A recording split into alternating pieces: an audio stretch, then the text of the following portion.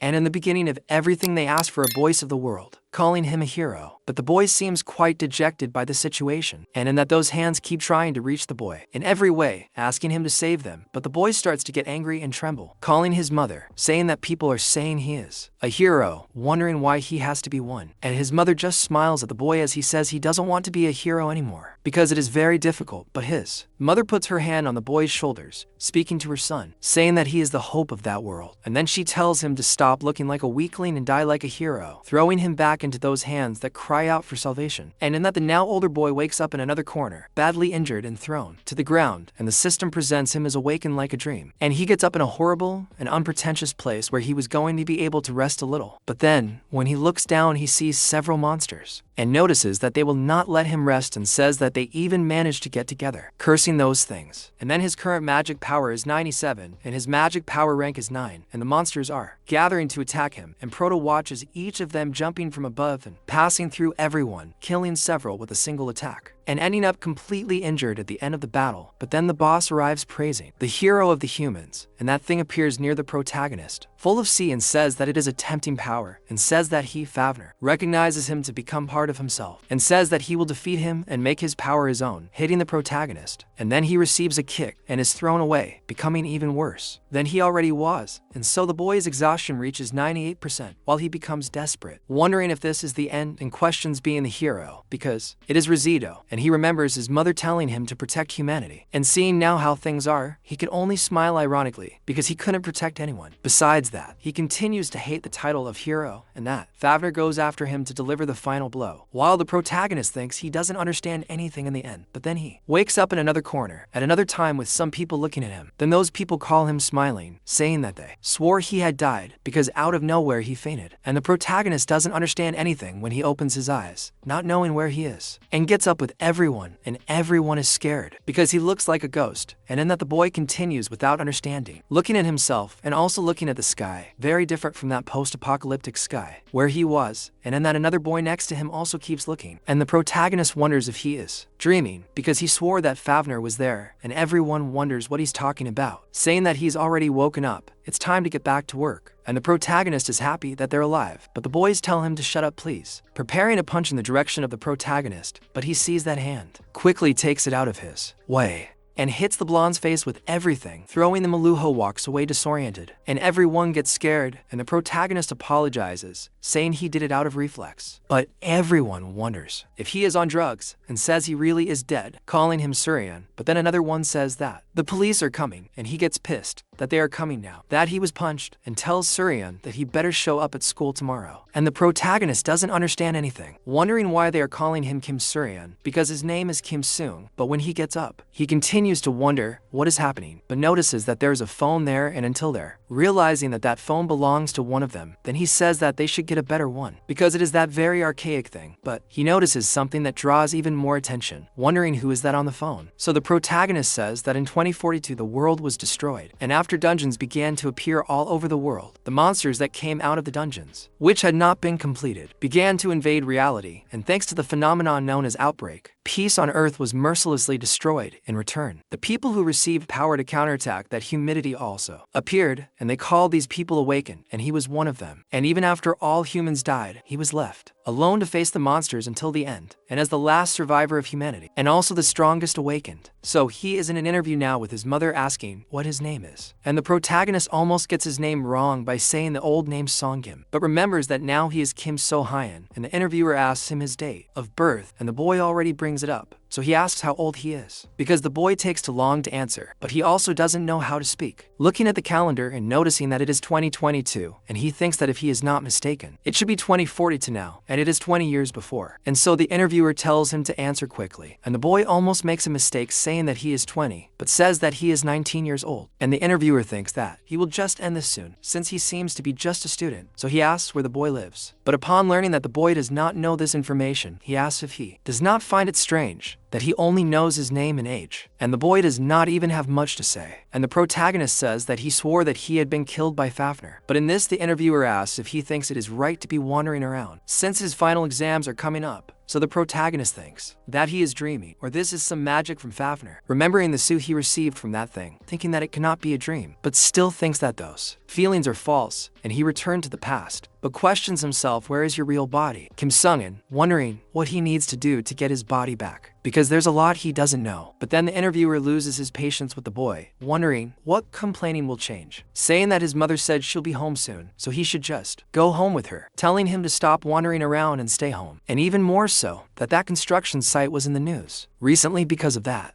Then he should stay away, and the protagonist finds what he said strange. But then his mother appears there screaming, smiling, asking why he is at the police station and what happened to the boy's face, asking if he is okay. And the protagonist wonders who this is, wondering if she is the mother of that body. So she takes him out of jail and takes him home, wondering if he forgot his home address, thinking that they recently moved, but asks if he is very stressed these days, and he says it is because he still doesn't know this neighborhood very well. But she finds it strange, because he is speaking formally differently than usual, and he questions if he is serious, wondering what he is talking about with that woman he has never seen, wondering if he should first apologize for causing problems for her. But then she takes a tissue to be able to wash her son's face first, because he was beaten. Then notices that apparently the kids are bullying him at school, asking if they did it again, questioning when they will stop it, saying that the boy can tell her if they do it again, saying that next time she won't let it pass. And the protagonist finds this interaction she's having with her very strange. But the mother stops there, saying that there's no one in the park that day, wondering if something happened. And the protagonist notices that, now that he's stopped to think, it's very quiet around there anyway. Then a wolf appears there, behind him, and this morning asks if he's not going to come ahead, and the boy says he is going, until he hears something, and that wolf charges at him, almost hitting them both. But the protagonist steps in front, and the wolf only takes the material he's carrying, so he thinks that the wolf there isn't a wolf, and he's sure that animal is a werewolf. So what the police officer was talking about a moment ago was about an outbreak, and he thinks that 2020 was the time when outbreaks started to become more common, so it's quite possible a monster appears in the middle of the city, and the two wolves appear there to go after it, and he thinks that the problem is to fight that beast. So first he thinks about finding something he can use as a weapon, grabbing the umbrella that was there, but his mother is surprised that there is a monster there, saying that the news said they dealt with the monsters, but the protagonist tells her not to move, and he thinks that he is not used to that body, but just one of those should be easy, so that wolf goes after him, and the boy manages to injure him using the umbrella, making the wolf miss in his attack. But the wolf gets more and more pissed off, going after him again, and ends up biting the protagonist's umbrella, fighting hard with him, and he notices that the attack was very superficial, thinking that he cannot use his power against a low-level monster like that, and says that he should have been destroyed in one blow, and if his body was the original body, or if at least that body was of an awakened one. But in that moment another wolf arrives to be able to join him, and he is surprised. But it turns out that his mother comes in front, giving a shoulder to the wolf, and not letting him reach her son, and with her giving that shoulder to that thing, the protagonist is surprised, while he is fighting against the other wolf, complaining about what his mother is doing, because she falls to the ground and breaks all over. And he notices that she saved him, wondering why, then takes away the power from the light. There is none. He punches the dog and goes after his mother, yelling at her, then asks why she did that, because it is dangerous, and she talks to Saryon, saying that his mother is fine, and he should run ahead to save himself. And the protagonist, noticing how determined she is to save her son, is very angry, and the intention to kill seeps from his body, and he turns around talking to the dogs, asking if they want to die, and they, noticing how dangerous the boy is, simply disappear from there. Then he says he will not let them escape, getting up and falling soon after from exhaustion, after seeing that they disappeared, and he becomes much calmer, because that shitty body would not be able to do anything, and he says he is so weak that he can't even run after them, and he thinks that he should go home first. But then his back, which was already not good, gets even worse. However, before taking his mother home, he thinks of something, wondering where the house, until he manages to get there, and he thinks he almost didn't make it, and it was by luck that the wallet had his address, and if it weren't for that, they would have gotten lost for good. And his mother continues talking to herself in her sleep, talking to Saryon, telling him not to worry, because his mother is there, asking the boy to run away quickly. And the protagonist, seeing this, becomes even more moved, because she pushed her body to the limit just to protect him, and seeing that, the system reacts with him, and the protagonist realizes that that body is too weak. It is a fragile body that couldn't even withstand those few monsters, and he becomes totally frustrated that he was reborn in that useless state, remembering what he was, and thinks he will repeat his past mistakes. But in that, the Tower of Trials appears behind him, and he thinks he has to calm down. Since it is like this, he needs to be cold and calculating, but he looks back with the tower talking to him, and he is surprised because his ordeal was complete, and the relevant user, Kim Saryon, has the portal open in front of him, and he notices that it is the Abyss, and thinks that the opening of the Abyss portal means that that body has the talent to become an awaken, and if that is the case, maybe he can start using Kim Saryon's body again. And he thinks that if it is 2022, even the Kim Sung-in version of him would still be a normal person, and considering the facts, he is entering the Abyss earlier than in his past life. So he just agrees that since it is like this, there is no reason to hesitate, and enters the Tower of Trials, and he explains a little about it, as it is also known for the Abyss. So if you can get past the first floor of that tower, you are recognized as an awaken, and after that, as you climb the other floors, you can become much stronger, and that is why many people want to reach the top of the tower. But in fact, the Tower of Trials, there was a more important system than just your current floor, and the tower speaks to Saryon, saying that your trial will begin, and the first floor is the challenge floor, and he thinks that that can change, choosing the floor level, level 10, and the level of each floor, and he says that in addition to the floor number, there was a level system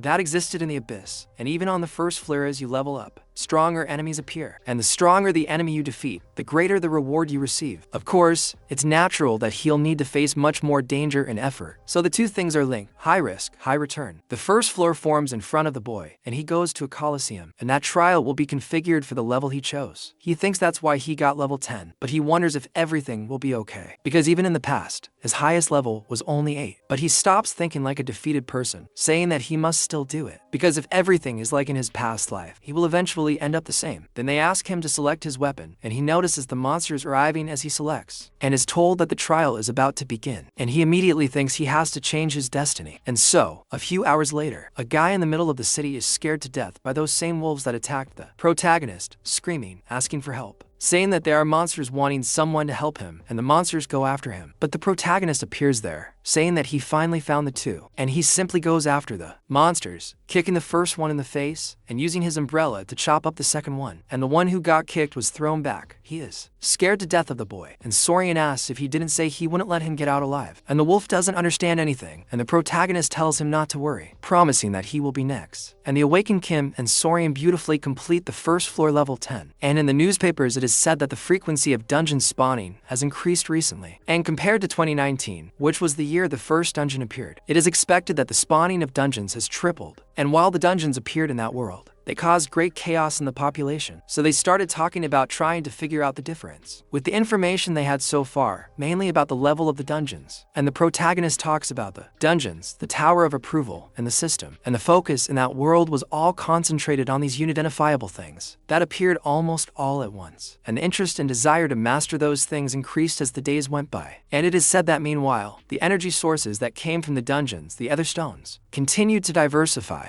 and began to experience a gigantic increase in prices, and the rewards received in the dungeons not only helped in daily life, but also directly affected the global economy, and the awakened gradually began to be attracted by the physical rewards upon completing the dungeons, and consequently, the glory along with the desire to gain everything from the dungeons increased, and in this, greed took over the humans. However, people didn't know anything, because the appearance of beings from another world on their planet was called outbreak, which would be the phenomenon where monsters from dungeons appear in their world. But until now, dungeons were considered positive things for their society, and they didn't know that the outbreaks, the phenomena where several monsters went to the real world, would increase a lot close to the year 2028, and that soon less than that would become the calamity that would destroy the world. And some awakened people wonder if you saw the update in the ranking, and one of them wonders if he's saying the new name in the ranking, and everyone wonders if it's possible to finish the first floor with that score, and they say they got 2,230 on the first floor, and they're surprised that the second place player only got 9,540, and a new star begins to appear, wondering who the hell smiled. And the protagonist re-enters the tower in very ordinary clothes, going unnoticed, and he says it's been a long time since he's been there, and says that the Tower of Trials, known as the Abyss, is a giant place composed of several floors, where the awakened scattered around the world gather, and each floor has its own world, with a completely different atmosphere, and even a different culture. But to go up a floor you need to go through a kind of ordeal, and the second floor is where the newly awakened reside, and it's also an easier floor to get items, and in exchange for having so much luxury, you need to come with a lot of points earned on the first floor. And the protagonist remembers how he passed that stage, killing several dinosaur-like monsters, and when he completed it, he says that really that was expected of level 10, because if he didn't have the memories of his past life, he wouldn't be able to do it so fast. so he thinks he's happy that the more he fights, the more his senses return to active, and if he continues like this, he will certainly be able to win, until they say he finished the first floor masterfully. And here it is the reward list of the first floor level 10, gain many points, and he achieves rank 1, and thinks that even for a level 10 it is a lot of reward, and he thinks that his attributes will increase faster than in his past life, so he looks at that amount of points, and realizes that all of that is really good for him to advance to the next floor, and thinks it's perfect because it's really good to see all those points, making him happier and happier every time he looks at it. So he decides to go shopping, and thinks that the first thing what he needs to do is go to a clothing store, and when he enters, an elf talks to him, welcoming the boy, and says that he looks like a child who has just arrived, saying that he can say whatever he wants, and she is the skill merchant, an old dark elf, and she says that if he is not interested in anything specific, the hottie there can recommend something if he wants. I don't know, but she has a Shizuku reviewer vibe. You know, I don't know,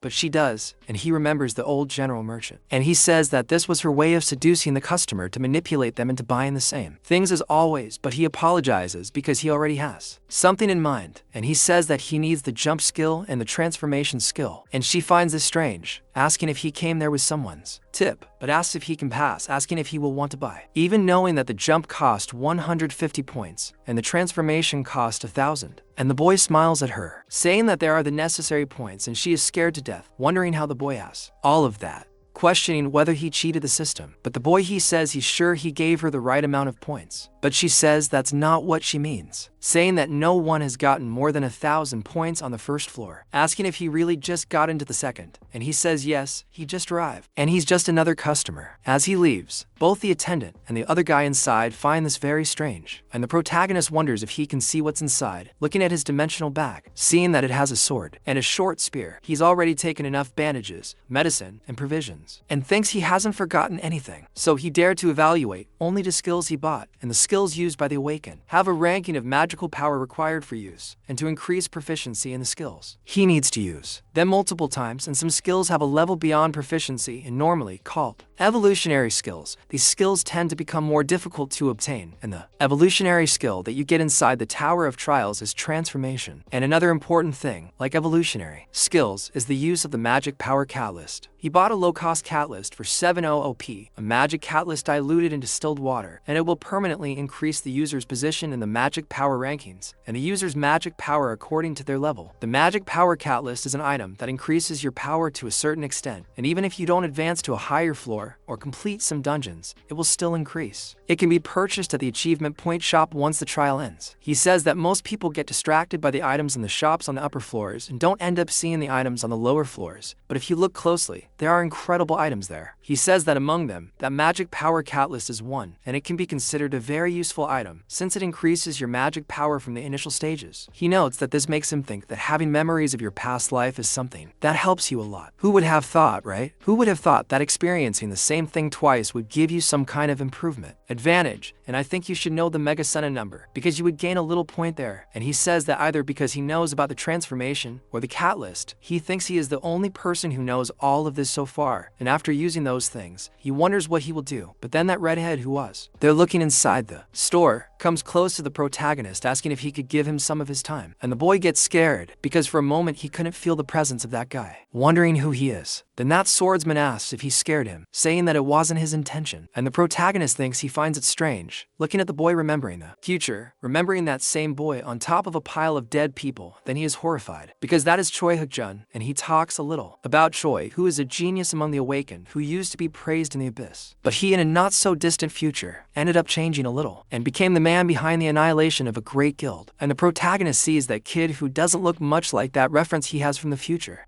and he asks if his face is dirty, because the protagonist is looking at him with a strange face. And he apologizes, saying that he got scared, and says that at that time, he had a murderous expression on his face, asking what Choi needs. And he says that, to be honest, he's been following him since that store, and he bought a lot of things, and seems to know a lot about the items. And the protagonist notices that he was stalking him, getting scared. And Choi says that what he wants to tell him is the following, leaving the protagonist all defensive. And Choi then asks what he thinks of them forming a group, all friendly like a golden in front of the protagonist, leaving him quite surprised by that personality. And so the approval of the second floor of level 10 begins for the protagonist, but he finishes it very easily, now obtaining the treasure of the Char tribe, and it is said that the Char tribe is angry with him, and they will chase him until they get their treasure back. So he must take the treasure and run away and try to survive in the forest. And in that, the tribe, one of the lizardmen, starts going after the protagonist, and he watches them all from the top of the tree, hiding from those things. He already knows that tribe, saying that they are hunters specialized in tracking, and asking him to run away from those guys is kind of idiotic. So he thinks it's a very difficult mission, and there's no logic to something like that, wondering why he has to do this. And their treasure has no effect, and says that apart from the fact that he needs to protect it, there's nothing special about that thing. So he wonders how he's going to complete this mission, but in this, it's just trying to survive in the forest, and he has an idea. While the monsters continue searching for him, he himself goes in front of one of them, appearing and attacking the monster, cutting it in half, and finally interprets what the system is telling him, because surviving means he can kill any enemy that's in the forest, appearing in the middle of those things and calling everyone to fight. But one of the big lizards jumps on him, but he cuts the lizard in two and leaves, cutting down all the lizards he sees in front of him with absurdities. Then he thinks that the Shard tribe likes to move in large groups, and that means that the possibility of this taking longer than expected is high, and if he had formed a group, it would be amazing. But he thinks that from level 5 onwards the difficulty increases, so the chance of finding people for a group is lower, and he wanted to pass level 8, but it is very difficult to. But the protagonist questions himself if he really needs to pass level 8, so Choi stayed watching, and the protagonist thinks he has his reasons to be able to link the group with him, and asks for forgiveness, but to achieve the objectives. Level 8 is something very low, but while he thinks and runs, he ends up clashing with one of the bosses of that tribe, walking on top of a Komodo dragon, and that huge monster goes after the protagonist, and he thinks that the boss has finally appeared using the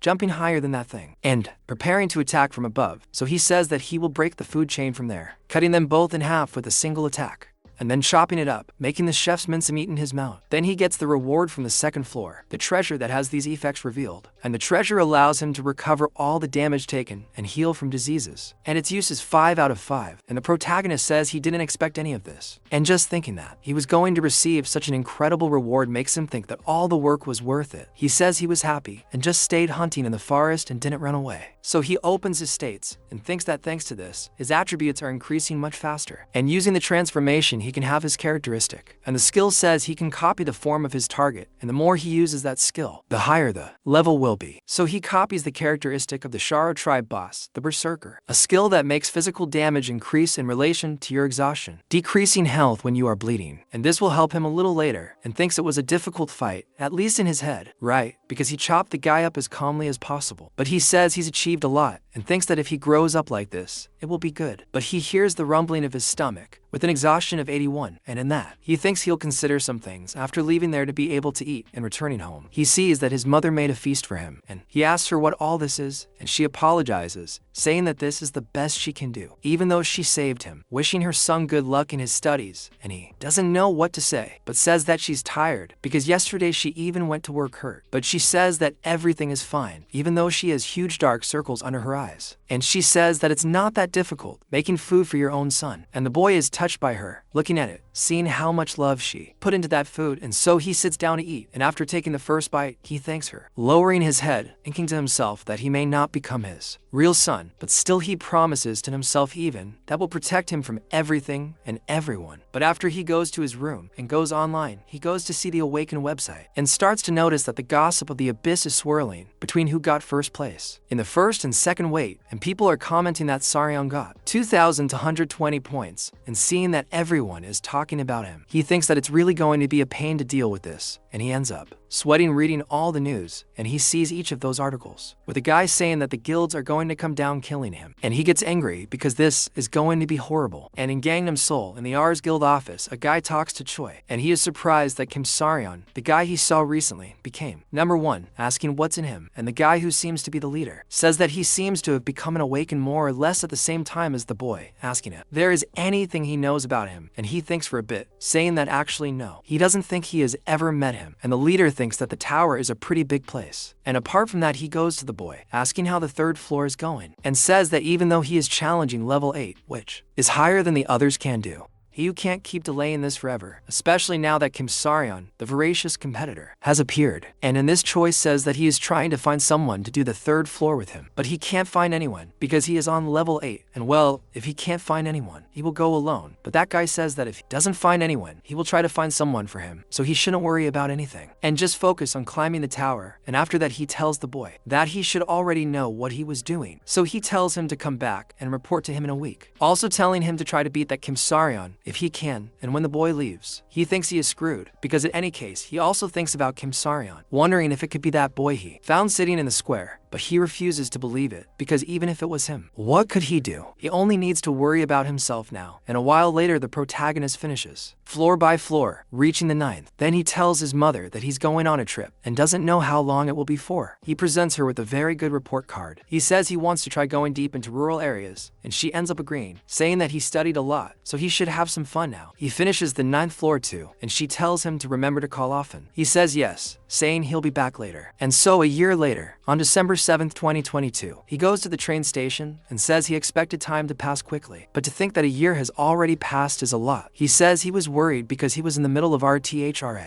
but he's happy he managed to finish the 9th floor. He says that the 10th floor will take a little longer. He says that when it's not certain how long it might take, there's no better excuse than traveling to disappear. And for the awakened ones who climb the Tower of the Trials, the 10th floor is an important milestone, and they need to overcome it. Every 10 floors, the difficulty of the trials increases significantly, to the point that they say that the 11th and 12th floors are easier than the 10th. He says that because of this, everyone challenges a difficulty that is 1 or 2 times lower than they would normally face. But the moment the difficulty is decreased, the subsequent floors start to get harder and harder. So he thinks that to prevent this from happening, he needs to get stronger. He thinks that in a year, the Green Dungeon will appear in Anying City, and the massive outbreak will happen. And it will be the first time that humanity will truly feel in danger. And along with the January 1st incident in Gyeong province, there are many terrible events coming. He looks to the horizon thinking that he will change the future, and thinks that this time he will definitely protect the world. He goes to the Tower of Trials, at the entrance of the 10th floor. He walks alone to the place. Then an old man asks him if he is going to the 10th floor in the middle of the way, and says that he will not stop him, but asks if he can give him some change before he goes. And he is the guardian of the gate of the 10th floor, and the protagonist thinks that most people ignore him, thinking that he is just a beggar, but in his real function he is very important, and the protagonist donates 5,000 points to him.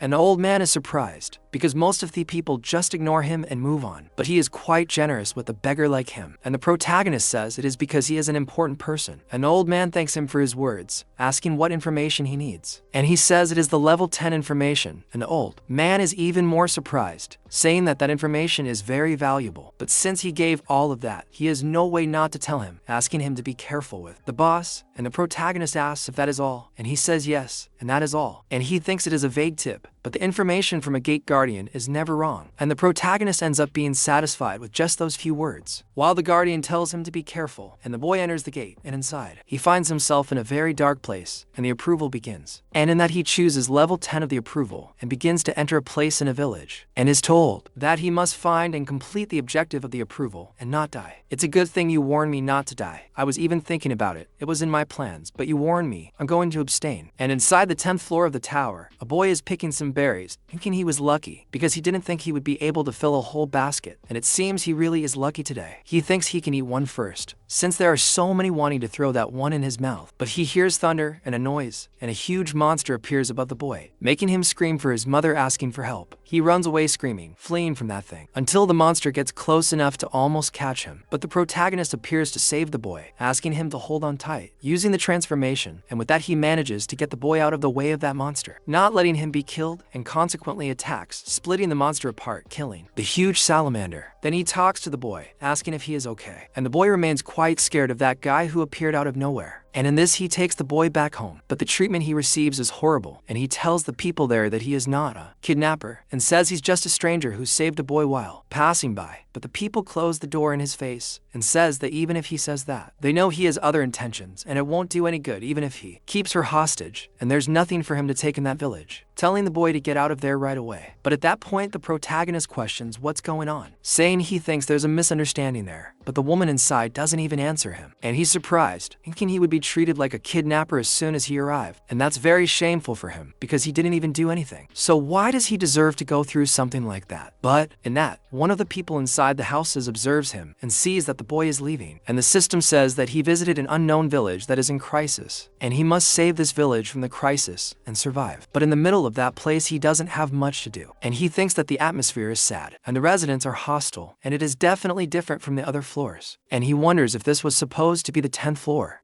and thinks that in any case saving the village and surviving is as sinister as it is, wondering where he's going to get information from there. But some people are watching him from inside the houses, noticing the protagonist passing by with not so good intentions, and he starts to feel them watching because they're being very obvious, and he thinks it's going to be difficult to get information from those people with him being so cautious. And he says that they are extras called NPCs, but their appearance and mentality are strangely similar to real humans, and he thinks that no right seems like it's just part of a programming. And he says that this extreme disgust with foreigners, along with the depressive and restless climate of the village, is very similar to that time, remembering the future. And he talks about the look of a world approaching destruction, and he gets pissed about it because those damn people haven't even experienced anything like that, and they implemented a theme like that so well to be able to do that. So he sits near a tree, saying he needs to find an informant to be able to do something, but he can't find anyone, not even the ant, until someone comes near him, calling the boy, and it is the same little boy he saved. And the protagonist remembers him, but the boy is so far away and scared to see the protagonist, so he asks how the boy is. He goes close to him, giving some berries to the protagonist and returning to hide. Then he thanks the boy for having saved him, and the protagonist becomes calmer, asking if the boy can come there quickly, showing him a bag with several supplies different from those berries. Then he notices the food, eating the bread and becoming much more friendly, saying that it is very tasty, and the protagonist is surprised that he is finding it so good, asking if there is not enough food in the village. He says yes, that is why no one is friendly, because they might end up stealing his food. And the protagonist notes that the villagers must be going through hardships, and the boy says that it is thanks to the village chief that everyone is enduring so much, because the village chief is the hero. There, he is surprised by this hero talk, and the boy says that was what his father said, and that he has been protecting that village as best he could throughout his life. That's why he needed to help and trust him. And the protagonist thinks about it, and the boy questions what happened, and he says he is talking to himself, but asks the protagonist why he went there. And he says he was wondering if there was any way to help the chief, like giving him the food he has, or taking care of the monsters that threaten the village. And the boy asks if he saw a scary monster earlier, saying that you never know when it will attack the village. But the boy says that those monsters can't go to the village, and they said it was the chief who did this. And the protagonist begins to realize something, asking if the boy could tell him in more detail about it. But in that, another person arrives there, asking if he is the stranger who went to the village. And that gentleman comes along with another man, introducing himself to the protagonist, saying that he is the chief of that place. And the protagonist immediately raises all his danger senses,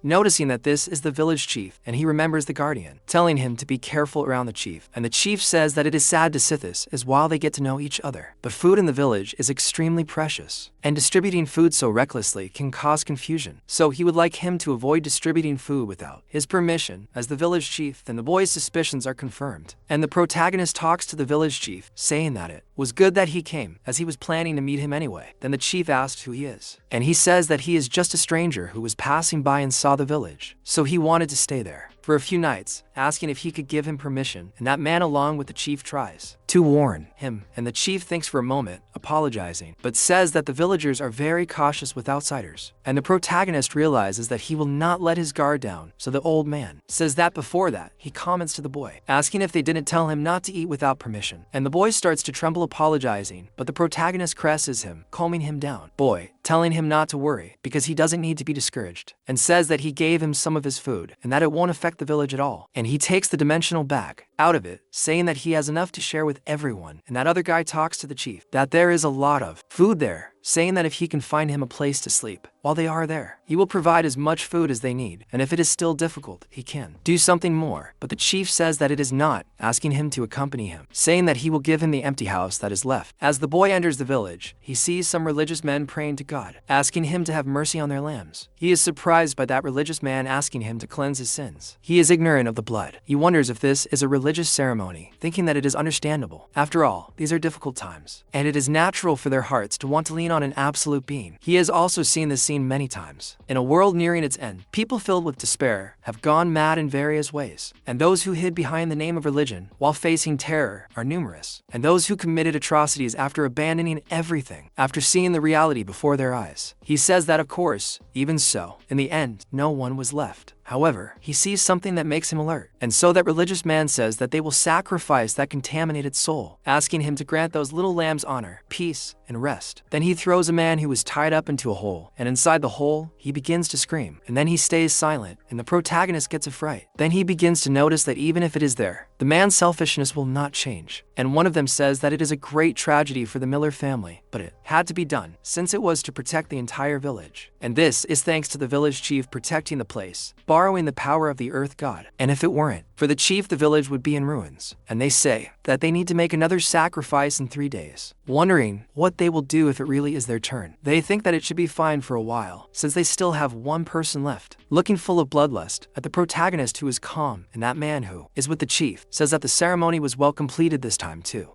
But they still don't have a sacrifice to give to the 3 days. And the chief asks how the stranger is doing, and his assistant says that he did nothing suspicious, and as he thought, he accepted that stranger to make him a sacrifice. And the chief says that he was sent by his god to be sacrificed, and he must use that sleeping potion to make him sleep, and he just needs to throw him into that thing underground on the day of the ceremony. As time passes, the situation of the village is becoming increasingly critical, and a small sacrifice for the protection of everyone is inevitable. And he asks his assistant if they should not try to save even one more villager. And one day, a man-eating snake appeared there and built a nest under the village. And coincidentally, its territorial markings prevented other monsters from approaching. And thanks to this, the village was safe from monster attacks. And the village had already been consumed by the fear of monsters from outside the village, attacking at any moment. So he wonders what he as the village chief should do in this situation. And he thinks that in this process he had to sacrifice some villagers, but he doesn't feel guilty about them because that's what he had to do as a hero. So 3 days later, they go after the protagonist, who is already sleeping, taking him to be sacrificed, placed on top of that trapdoor. Then the leader apologizes to the protagonist, but still cuts the rope to throw him to the monsters, saying that this is all for the good of the village. And the boy falls into that hole while they just watch. Then down near the snake, several of its eggs are there, and it is already threatening the protagonist. But it turns out that a while later, the village chief comes down to see how the situation is, and says that it has been a day since they threw that outsider, and since it has already digested him a little, it is almost time to mark its territory again. And he thinks that there was definitely a monster attack in the north last time, so he should make it mark its territory further down there. But arriving down there, he gets a fright, his eyes widening as if he had seen a ghost, and that the protagonist finds it strange that he's there, wondering what brought him there. With the bitten snake in front of him, just looking at that old man, my friend, I didn't expect the protagonist to be like that. He has a silly face. But the creature is simply absurd. So the village chief asks the boy what that is, questioning if that monster he killed is the snake and wondering how it happened. And the protagonist asks how. So what? He's saying that the monster shouldn't have died. And the old man really thinks that's exactly it, getting mad at the boy, saying that it was for the good of the village. And if the snake doesn't mark its territory, the monsters in the region will attack the village. And the protagonist wonders if it's not for his own good and not for the good of the village. And the old man feels that this is exactly it. And the protagonist says that he knows a little about that monster. And the name of that snake there is gluttonous snake. And when it is not eating, it spends most of its time sleeping. And it is a rather lazy species, and after making its nest, before leaving the area, it will mark its territory. And because of this, the weaker monsters do not have the courage to go there.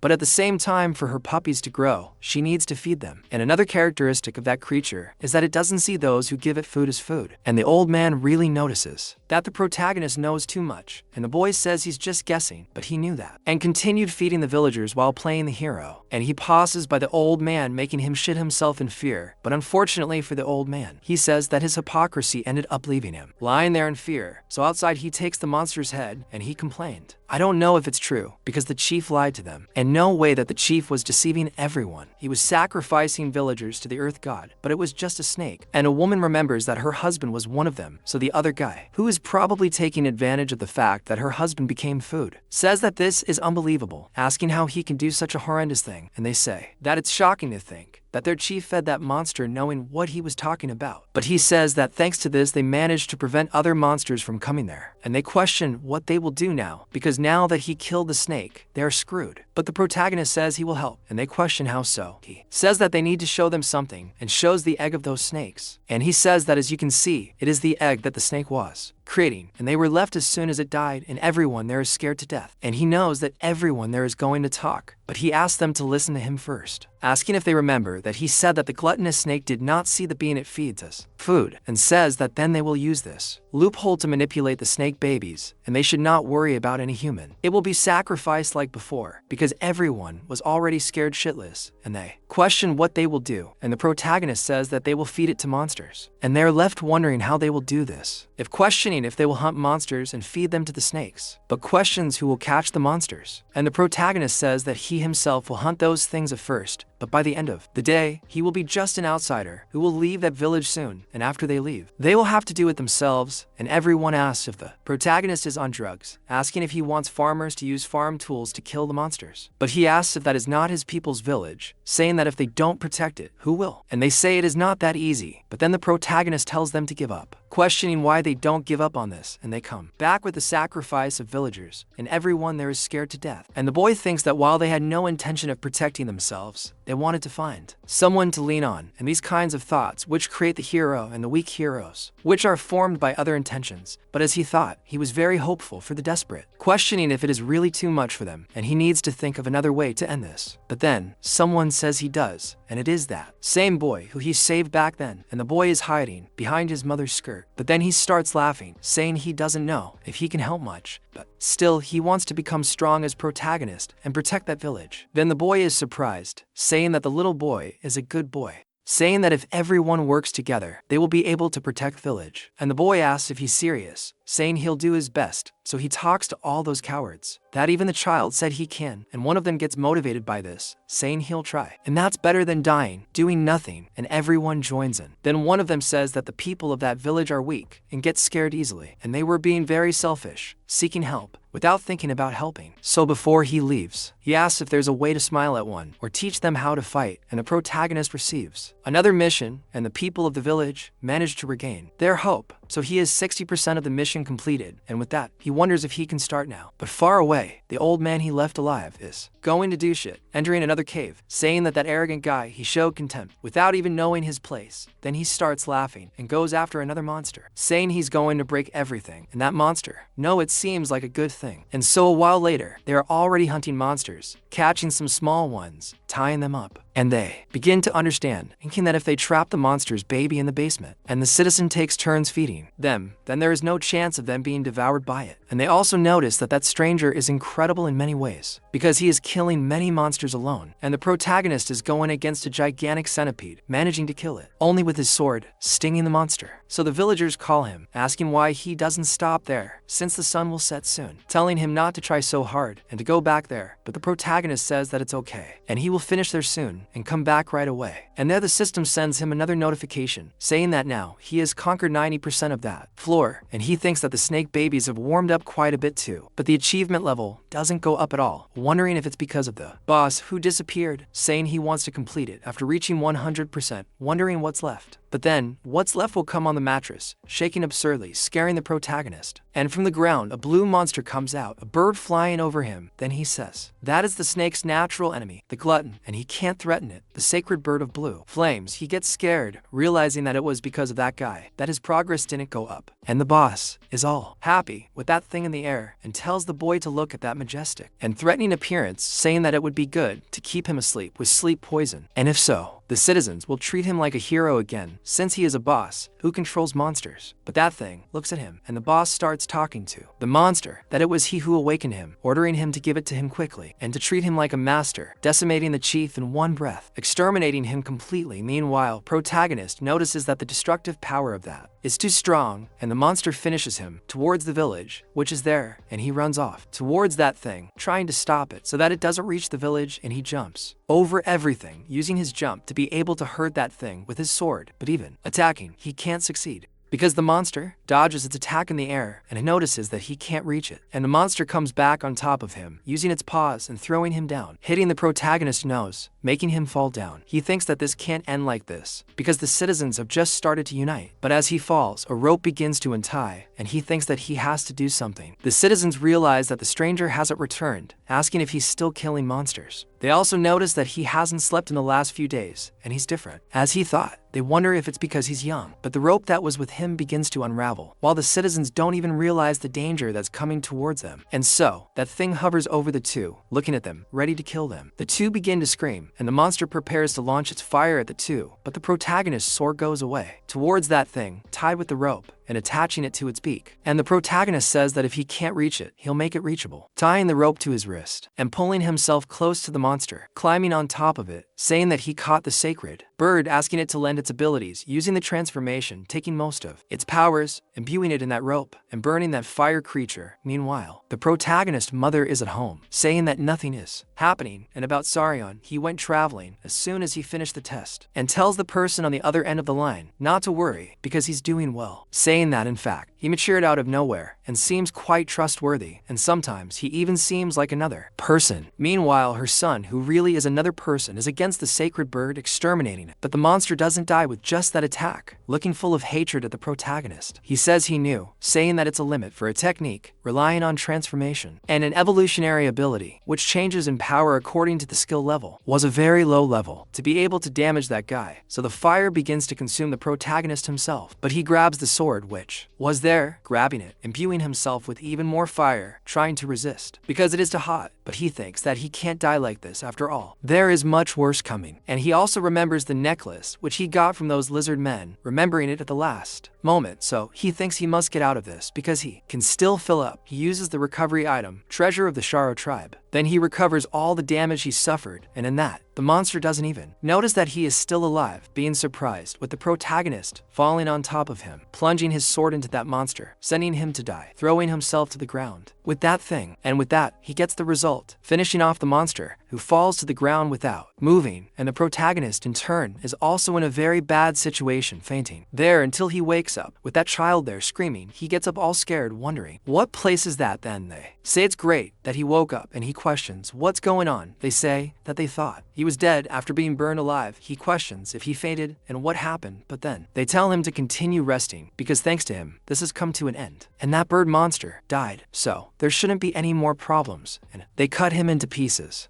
So, he doesn't have to worry about giving food for the snakes for a while. And it's all thanks to the protagonist, but they can't believe it because it was a fire, where it would be difficult to even try to survive. He only has a few bruises from the fall, and otherwise, he's completely fine. They start to think that he might even be called a hero with his eyes shining, but the protagonist certainly doesn't want to hear that name, saying that he must have gotten lucky, and he feels nothing other than some pain. And then, that child runs to the protagonist to hug him, and he gets several achievement points, and also the perfect achievement level, completing the 10th floor of the Tower of Trials with 100% achievement. He finishes masterfully, noticing that he reached 100%, so there's no danger left, and the villagers can live a peaceful life without worrying about the apocalypse, apart from the ring, thinking that this will be a little annoying because he achieving, once again, the first, will make him fall into the mouth of the people again. But in that, everyone starts to thank him, saying that he is their hero, and they will not forget this favor. And everyone in the village is thanking him with all their hearts, and he's seeing, once again, that they are calling him a hero, remembers another moment. But in that, he takes the beak, taking the exit of the place. Then they ask if he is leaving already, and the protagonist says that the little boy caught him. And he goes to the protagonist, asking how he can sneak out like that, wondering what this is, and he tries to make an excuse. Then the boy asks if he is going to save another village, and the protagonist, thinking that it is a pain because he wanted to leave without attracting attention. Then the little boy brings him a bag of those fruits, telling him to give his best because no matter where he is, they will never forget him, and those are the fruits that he harvested and he should eat when he's hungry. Besides that, she says that her name is Melly and thanks him very much for everything he did, and the protagonist is surprised telling Melly to be okay. And returning to the real world, Cho is in an Ogochu car, and that guild leader asks if he's okay, and he says of course not, and he says that's it. Because there's no way the star among the rookies would be nervous because of an evaluation. And considering that he's already on the 15th floor, it's certain that at least he's rank B, or he can even get a rank A. But the boy is not at all happy with the situation he's in there, so the leader notices this. Also talking about some rookies, saying that that one is expensive. Kim Soryong will come for an evaluation soon, and he asks, how does the guy know that? And the leader says that it's just his intuition, and he just completed the 10th floor, so he should already, it's time for him to come again. And so, Choi notices that he's catching up on Soryong's progress on the floors, and that Soryong guy must have caught Jong Dong Young's attention, and he says he feels bad for him, and Jong says he's just saying this by chance. But if he ends up meeting Soryong, either in the tower or at an assessment site, he has to bring him to his guild if he can, because you never know. Because if Soryong becomes his replacement, he might be released. I'm starting to notice that the massacre he did in a certain guild there might not be intentional, and Choi doesn't like any of that talk. Meanwhile, at the Awakened Certification Agency, he arrives there and remembers Jun saying that they prepared themselves so they would silence the abyss as soon as it was over.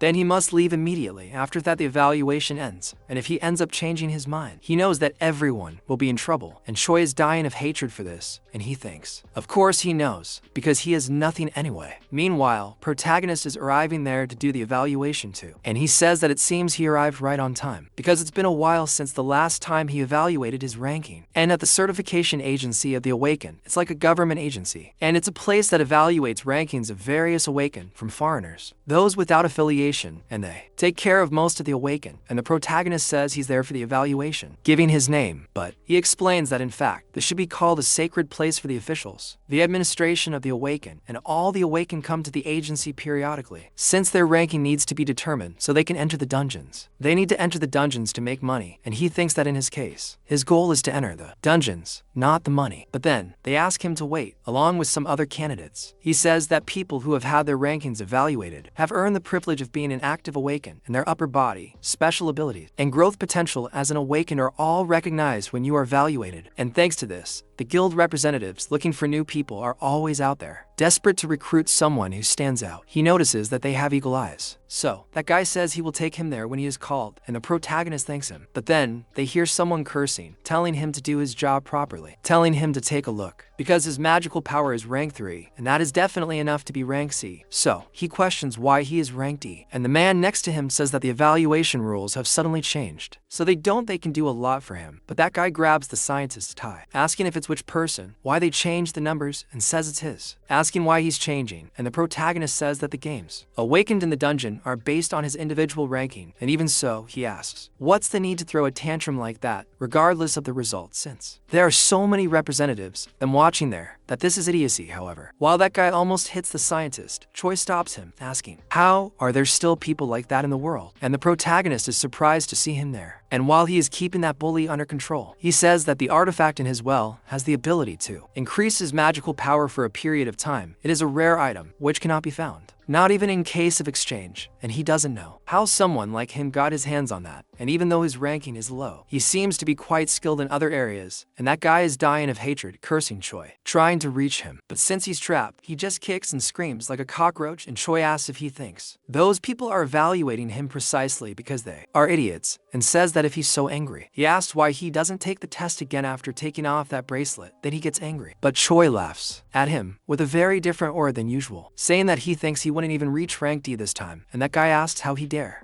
But Choi only puts his foot in after he is removed by security, and he continues to struggle while being expelled, so Choi thinks he got carried away since he wasn't in a good mood. But then, he hears a hi which scares him right down to the corner of his spine, and when he looks back, it's Sorian, and says that it's only the first time they've seen each other from the second floor, asking if Choi remembers him. And he says yes, and keeps wondering about that feeling just now, which was very strange, and he asks if it's Choi's first evaluation, but the boy questions why he's so surprised. After all, it's also his first evaluation, and the protagonist tries to get Miguel involved, So Choi asks if people don't usually evaluate themselves a month after becoming awakened, and the boy says that he was kind of busy, and he says that actually he didn't want to stand out, not at all, since it might bother his mother in the future, and he thinks that he has money too much, and there would be no way to explain it to his mother. But he asks Choi, saying that if he became an awakened, recognized by the agency, he could also enter the dungeons and earn some rewards. Besides that, he didn't do the evaluation, even reaching the 15th floor, and he tries to give Miguel and says that he was a little busy returning to that look, which the protagonist recognizes very well and notices that face, and Choi says that now that he stopped to think, they were talking without knowing each other's names. But then Choi is called, and he is from the Ars Guild. And the protagonist sees that it is him. He gets up, saying that he will go first, saying that he will see him in a little while, and the protagonist thinks about the Ars Guild, saying, as he remembers, it was the guild that was massacred by him. So he was already part of it at that time, and becomes thoughtful about the boy, questioning himself why he did that for his age. And they say that it's only been a year since he became an awakened, and they say that there's a reason for him to be part of the Ars Guild, and with him returning, So Hyun congratulates him, saying that he was classified as rank B, but doesn't seem very happy. However, the next one is Kim So Hyun, unaffiliated, and everyone is surprised by that name, especially Choi. And they notice that he's the guy in first place, who has been getting those unbelievable points since early on, and they say that those points on the 10th floor are crazy, so Choi thinks that Young was right, wondering, where is Kim So Hyun? And the protagonist gets up, saying that he sees him in a little while, and the boy is very surprised, because the boy who was next to him all this time was So Hyun, who he was looking for, and he remembers when Young asked him to take him to the guild Ars, speaking for him to stay in his place, and the protagonist goes to the measuring machine while Choi continues to remember the words that Young. He notices that that guy, actually, it's Kim So Hyun. He didn't want it to be true, but sometime later, the protagonist leaves the agency, and he's all down because he made a mistake, and some time ago, he was in front of the meter, and that scientist says that he just needs to put a little magic in the measuring instrument. And the protagonist does this with Choi, paying close attention while he puts magic. A huge glow comes out.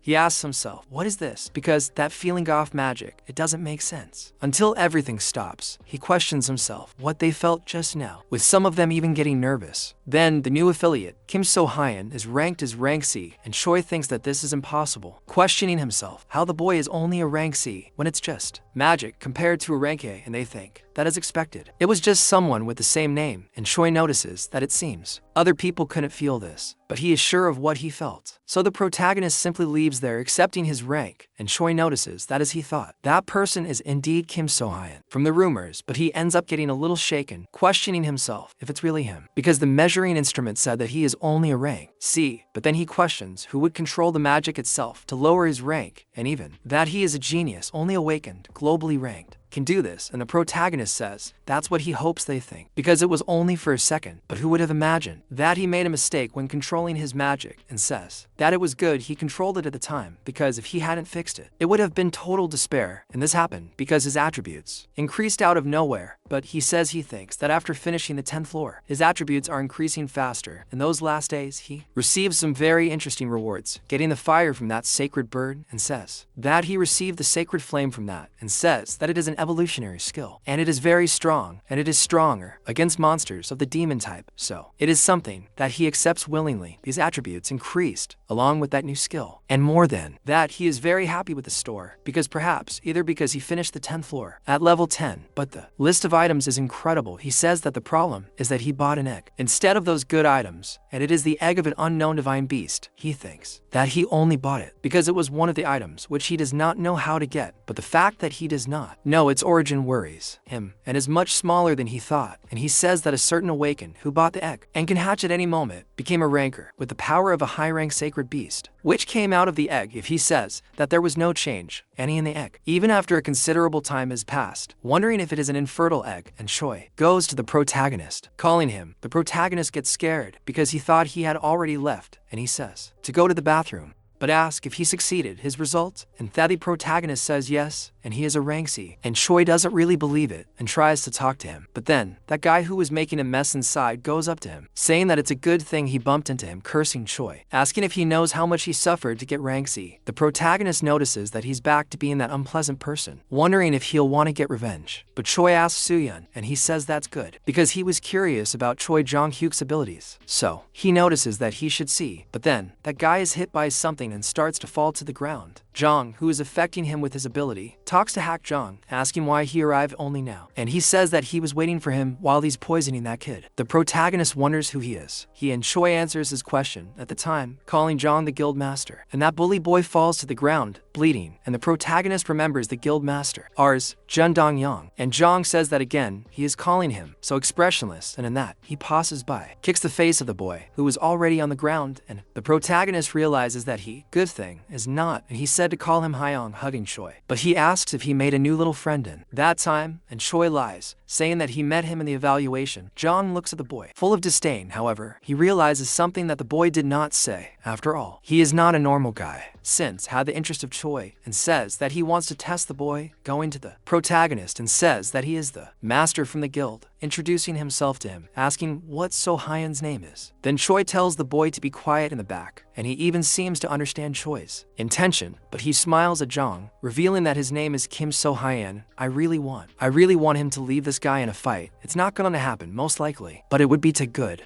And with protagonist revealing his true name, the guild leader really likes this information. So, Choi tries to lie, saying it's not him, saying that the guy is rank C, and that there's no way that's the Saryon he's looking for, saying he even watched his exam. But the guild leader tells the boy to be quiet, as he'll see this information for himself. So, he tells the boy that if it's okay, he wants to take a look at his Awaken ID card. Looking at the boy's card, he's surprised that he's actually rank C, saying he apologizes, because it seems like he's not the one he's looking for, and he made a mistake there, because his name is quite common, saying he would have asked him to join his guild if it were really him. The protagonist just stares at him, and he says it would be a bit embarrassing to take him, because he's just a rank C asking for permission. He says that if he's interested, he can come and try out at his guild, but the protagonist denies this, saying he's not really interested, and says that even if he were Kim Saryon from the rumors, he would never join his guild. Then the leader looks back with a look of hatred, and he questions how he'll know what will happen to him if he joins a guild that treats people's lives as if they were nothing. But the guild leader says that this is just an example, asking if he's ever seen him say some bad things to a member of his guild, saying that he deserves punishment. But then, the protagonist says that he was a rank D, asking if that isn't a bit much to call self-defense, and so the leader almost laughs, saying that it seems they disagree on this. And he says that the boy should know that there is an unofficial rule that says that no one interferes in an awakened fight or in its outcome, even if someone ends up dying in the process. Then he says that besides that, the probability of an awakened having to take responsibility decreases the stronger he is, no matter what he does, and a guild with a strong master like that is a guild that has the authority to be redeemed, even close to a massacre. Instead, he complained that these people aren't desperate to join this guild, and the protagonist says yes, and as he said, it seems they disagree on this. So the leader doesn't really like what the boy is saying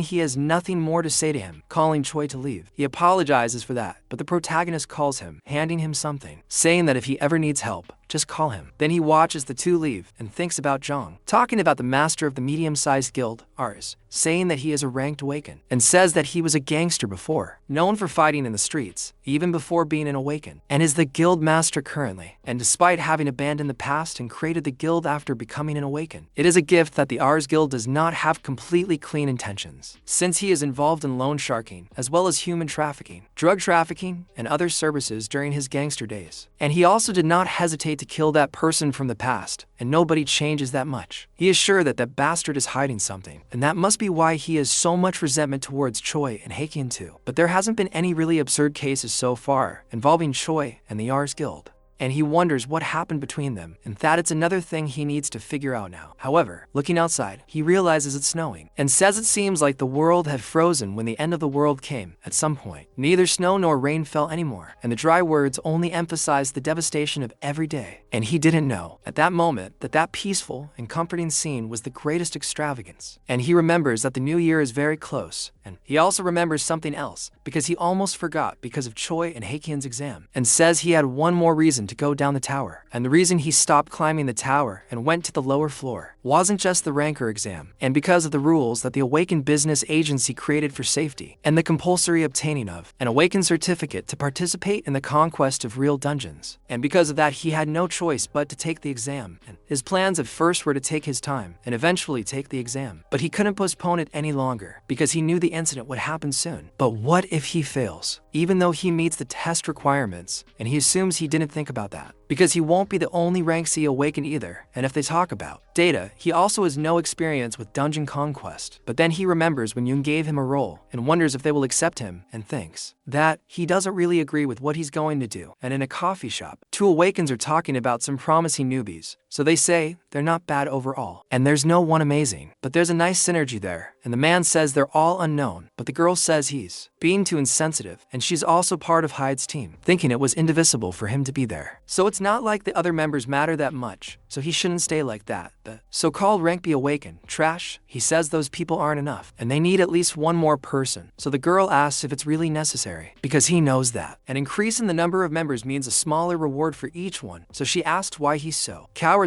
even though he's rank B, and he says that safety comes first, asking if she has seen how the immortality rating in the dungeons is high, and says that he stopped climbing the tower because he values his life, and asks what he will gain if he dies in the dungeon. But she says that he is all scared just because of an orange dungeon, so she tells him to do whatever he wants, because he only has to follow the boss, and it is not as if she has a choice. And he wonders if there is no one else who is useful, and then the girl answers the phone and gets a fright talking to Jorah, saying that it turns out that they just received a new application, and that guy's name is Kim So-hyun. Then the protagonist says that the easiest way to define the difficulty of a dungeon is by its color. It is a system that uses the colors of the rainbow, whose difficulty increases exponentially as it approaches violet.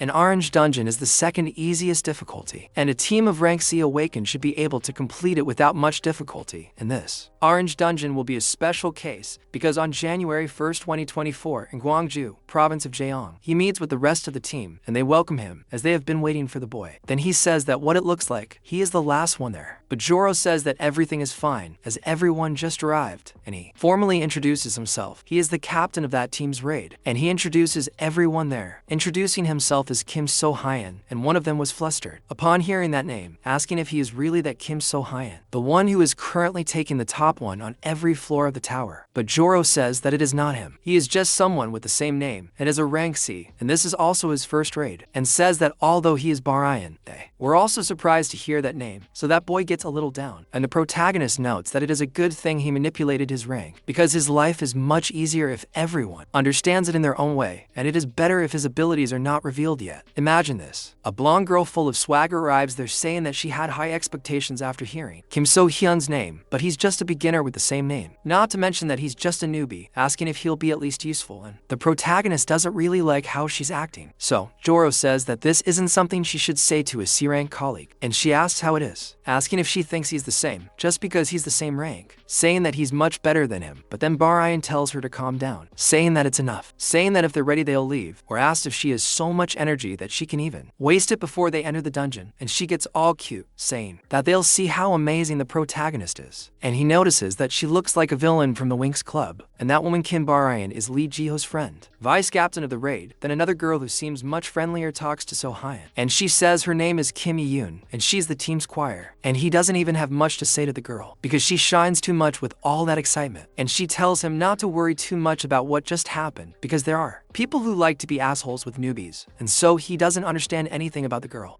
And she says she's sure Miss Yoon didn't want him to get hurt, and the protagonist thinks that if that was the case, she didn't want him to get hurt. Imagine if she did. Then Kim says she's excited to work with the protagonist, and he says yes, trying to be nice to her, but asks who that person is who was standing alone. Then she says she doesn't know his name, and Joyo and Barayan don't seem to know either. The protagonist questions what that is, asking if that even makes sense. Then the girl says that they said they can't reveal his name or face for personal reasons, but they checked his Awaken ID, so it must be okay. However, the protagonist says he doesn't know if it's really okay. After all, the reason he took a vacation and went to that orange dungeon is that soon everyone there will die. On January 1st, 2024, an entire raid team died inside a dungeon. It was an unprecedented case, since dungeons weren't that difficult yet. And the reason this incident happened was because what had been so covered up was the fact that 5 people died. But later it was revealed that the total number of people who entered the dungeon was 6, which means that the culprit who caused the tragedy in the dungeon is among them. And with his participation, the total number of people became 7. But he is sure that for the culprit, he is just another piece of shit that needs to be gotten rid of. And while he protects people and analyzes the situation, he needs to find the culprit. So he thinks that to do this, he will have to work a little. And then Joho says, "It is time for the explanation." And at the end of it, the Piyama smiled and understood everything. And the boy says that of course, and he calls everyone to enter the dungeon because they do not need to be nervous about going there. And inside the dungeon he says that it is just an orange dungeon and there will be monsters, but in the best case scenario, they will only be some beast-type monsters, like wolves and other things, but a huge cyclops is there ready to attack them. And the protagonist is quite surprised by this and questions why something one of those is there. So they go back to questioning why an orange dungeon has that difficulty. And while they're wondering why that thing is there, they end up being thrown away with a single blow. And the protagonist thinks that if the cyclops isn't in orange dungeon, something is wrong. And he thinks that the cyclops is a monster that appears in yellow dungeons or higher, which means it's an evolutionary dungeon. And he says that just as transformation type skills can be evolutionary, there are also dungeons that can be like that, which gradually increase in difficulty. And he begins to notice that it may be that the reason the cleanup team was eliminated was because of the increase in difficulty of that dungeon. But he thinks that there are many things that can't be explained, and even a criminal can't change the dungeon's difficulty. And if they intend to kill everyone, a situation like this is actually very favorable. And he thinks that someone there is hiding their happiness behind a scared face. Then that annoying girl starts pressing them, asking what they are doing, and they have to get out of there quickly, saying that this is at least a yellow dungeon, but they think about the rewards. But she asks if they are more important than her life, and then starts asking how the hell they want to kill something like that,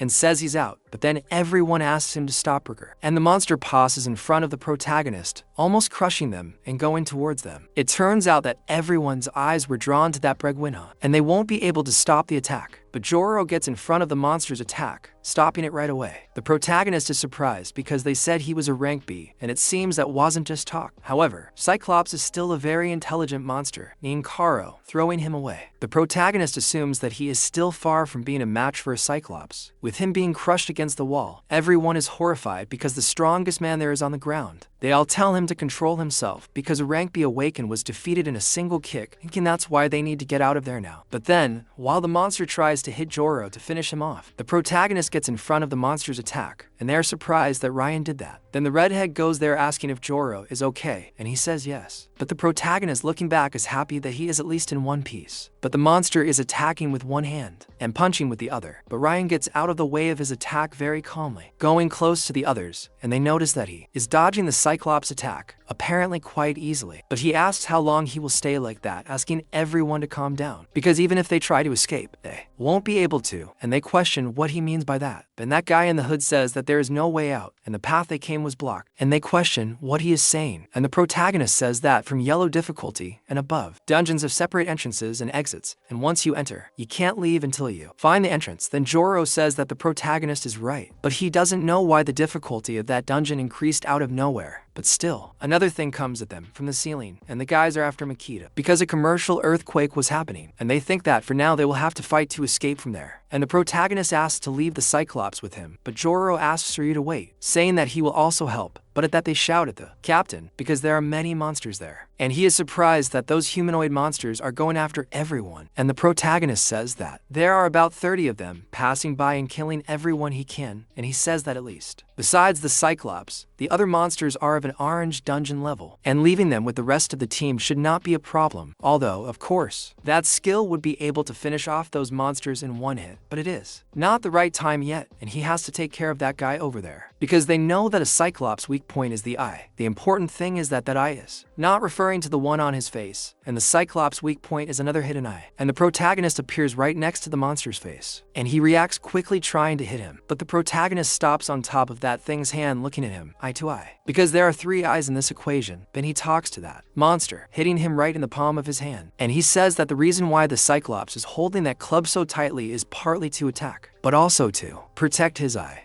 And the protagonist ends up injuring the eye he has in Cyclops' hand. And he thinks that it's over for now, and they're still fighting there. But then one of them calls Joro and Barayan, saying that it's over in his area. But then Saryan, who was claiming advantage, ends up lowering his guard. And Joro screams at him because the monster is attacking him. And Cyclops manages to catch him without the boy noticing. And he notices that the monster didn't die. And the idiot only now realizes that it wasn't the hand he was holding the weapon that had the eye, and it was the other hand that was on the other side. And he sees this and realizes that it went wrong. Then with a hand that crushes him as if he were simply a mosquito, and Joro screams. Because the boy apparently has now become a wasteland, and everyone wonders what happened and if he died. And he says that they knew they shouldn't come to that place, because he was a lost cause. but then they tell him to look because the protagonist didn't die, even with that beating. And so he manages to get out of there using the heel and jumping up there. And he thinks that that one passed very close and says that it could have been dangerous if he hadn't borrowed the guy's ability for a while, which is giant breathing, because his body's recovery is strengthened, so he falls there on the side using that ability and thinks it was worth increasing its level because the chief of the Sharo tribe, who has the berserker trait, is also from the sacred bird of blue flames. He had good abilities, but until now it was only at the level of imitating the appearance of his abilities. But now he can copy their strength too, and it's a little more than before. But he wonders if he should play a little more while he's with her, and Joho runs to Saryan, asking if he got hurt, but the boy simply jumps away at an absurd speed, leaving the supposed rank B angry, scared, and the protagonist goes after those monsters, passing through them calmly, but detonates everyone with his sword and falls near this club, who tries to hit him, but the protagonist appears behind him, asking where he's looking, hitting the monster's head right. Then Joho notices that that speed is incredible, and a technique too, and he wonders if those are really the skills of a rank C, and the protagonist continues, attacking him face to face, and the monsters go after Joho too, and he comes to his senses, thinking that he needs to focus on his own battle because that doesn't matter right now, and he just has to focus on what he needs to do. So he calls Barayan, telling her to stay in front on that side, and tells Mansoki and Eon not to forget the support. Then she asks if they heard, telling them to stay behind her, and then the protagonist notices that it seems like they've come to their senses, but the monster tries to hit him again, and he ends up having to get out of the way, so he thinks that they should end it between the two of them now, with him attacking the monster, chopping up the thing's entire body, consequently hitting its eye and finishing this club. And looking back, he realizes that the rest of the gang barely managed to kill them all, and Barayan herself is desperate as she thought they were going to die. So Laura asked what they do now, because even though they killed all the monsters, they still have no idea where the exit is. And if these things keep sprouting from the ground, their fate is certain. And she asks if they shouldn't ask the agency to come and rescue her, but Joho says that honestly, it's also the first time something like this has happened to him, so he has no idea what to do, and they think that first, since it seems safe there, they should rest. So he goes to Suryan, asking if he's okay, and the protagonist says yes, saying that there's nothing exactly wrong, but he only now remembers that he was supposed to be a rank C, and says that he knows it was an emergency, but wonders if he overreacted, and says that his whole body is tingling. And Joho then says that they'll ask Ewan to treat it, and he'll also talk to Barayan about what they should do now, and the girl arrives there asking if the protagonist is hurt, but he says it's not that bad, so she says that she'll start using healing magic on him. He just thanks her, but the girl he starts talking about how good he is at fighting, saying that he can't believe he defeated a Cyclops alone, and that he's a monster that even awakened from rank B has difficulty dealing with alone. But the boy starts to put Magellan, saying that he was lucky, but she asks Suryan if he isn't worried, and he asks if she wants to know if he isn't worried about the difficulty of the dungeon, and she says that she is too, but talks about the people there, and says that Minsik is scared to death and doesn't even try to fight, and Miss Yomi only knows how to be rude. And in the middle of that situation, when they even have a person with an unknown identity, those people especially are on her mind because they said some things about them in the online abyss, and says that they said things about them not sharing the rewards fairly, and made up excuses to make it seem like the two didn't contribute enough. And she says that maybe, no matter how they deal with that dungeon, they won't receive an adequate reward. But the protagonist notices that it was because of that, and he tells the girl not to worry, because he has a good idea of what happened now. So Juho goes to the protagonist, saying that he has something he wants to talk to him about, asking if he can go quickly. And the protagonist says that of course he will, while the girl gets desperate. And he says that in fact, he also wanted to ask her something, looking into Juho's eyes, who is not understanding the protagonist's intentions. And after the conversation, as they continue on their way to that healer, he says that it's good that there are no monsters around. And the protagonist says that they should have killed everyone who left there before, and says that we want to ensure until the next part. And Juho looks back. Then the Bagago asks what he talked about with Zorian, asking how that plan is going. And he remembers the protagonist, saying that he also had something to ask her, and he says that the plan is cancelled, and she asks why. And he says that what seems to be worse, waiting for them in the voice's room, and arriving at that huge door. Everyone gets scared, and the protagonist thinks that it is almost time for them to start showing their true intention. And entering that room, everyone wonders where they are, and Juho says that it looks like the center of the dungeon, wondering if there is an entrance there. But Laura looks away, seeing another door, if that is not the exit door. and they think they have to go, and she says they can finally get out of their place. But Juho asks her to wait, because if they go suddenly, things could go wrong. Then the dungeon system actually activates in front of them, and the system sincerely welcomes travelers who have arrived there. The dungeon challenge will soon begin. They notice that it is the voice of the tower system, wondering what they are talking about when the exit is right in front of them. The protagonist says that when you go to conquer a tower, it doesn't end just because you killed all the monsters in the yellow dungeon above, just like in the Tower of Challenges. You can only complete the dungeon if you meet specific conditions. Then the system asks them to choose the method of completing the challenge. The first method is to fight the monsters, and they will be summoned through the back door for 30 minutes. The second method is to open the door on the other side and run away from the monsters. For 30 minutes, the summoned monsters will chase everyone. If you don't choose to open the door within 10 minutes, the random method will be chosen. Strength, and Baguio wonders what this means, since the system will only do everything as it sees fit. So Corandera thinks this means they won't get out of there if they don't choose one of the two alternatives. So the blonde says that of course they have to flee, telling them to think about the difficulties of that dungeon. It's impossible to fight them head on, but Baldy questions if the rewards wouldn't be greater if they fight instead of fleeing, and they've done well so far. But the girl questions if he's messing with her, since he hasn't even done anything, and wants to choose what they should do. But he questions what she's talking about, since she's just trying to think of reasons not to fight. But at that, Baguaya asks them to stop, telling them not to act like children, asking if they think it's the time for that. Meanwhile, Joro continues thinking and decides to look at Broda to see what he wants to do, and the girl hesitates to smile at him. So Baguaya asks what Joro is going to do, since he only has 10 minutes until the challenge, and he says that in his opinion, it's all thanks to Ryun that they managed to get there, even in the fight against the Cyclops. So he thinks it's right to ask what the boy thinks. And Laura looks like she has Alzheimer's, saying that the leader is asking this to the Ranksy idiot, the same one who saved their lives 2 steps ago. But the healer says it's true that he fought well, and Broda tells everyone that he thinks it's better to fight, and they're scared to death. And Laura says that he was very euphoric for having killed the Cyclops, and says that maybe his greed for money also increased in a situation like that. And Broda says that rewards are also good, but everyone must have heard what it's like to run and fight, and it definitely seems easier to run when they hear it. But if the only option is to run, this means that monsters they could never fight against would chase them, and he says that besides, they can't be sure what's behind the door, so it might be better to plan a formation and go in there. So Joro thinks that this is certainly plausible, and in the situation they find themselves in now, the best way to choose this, and if no one has anything else to say,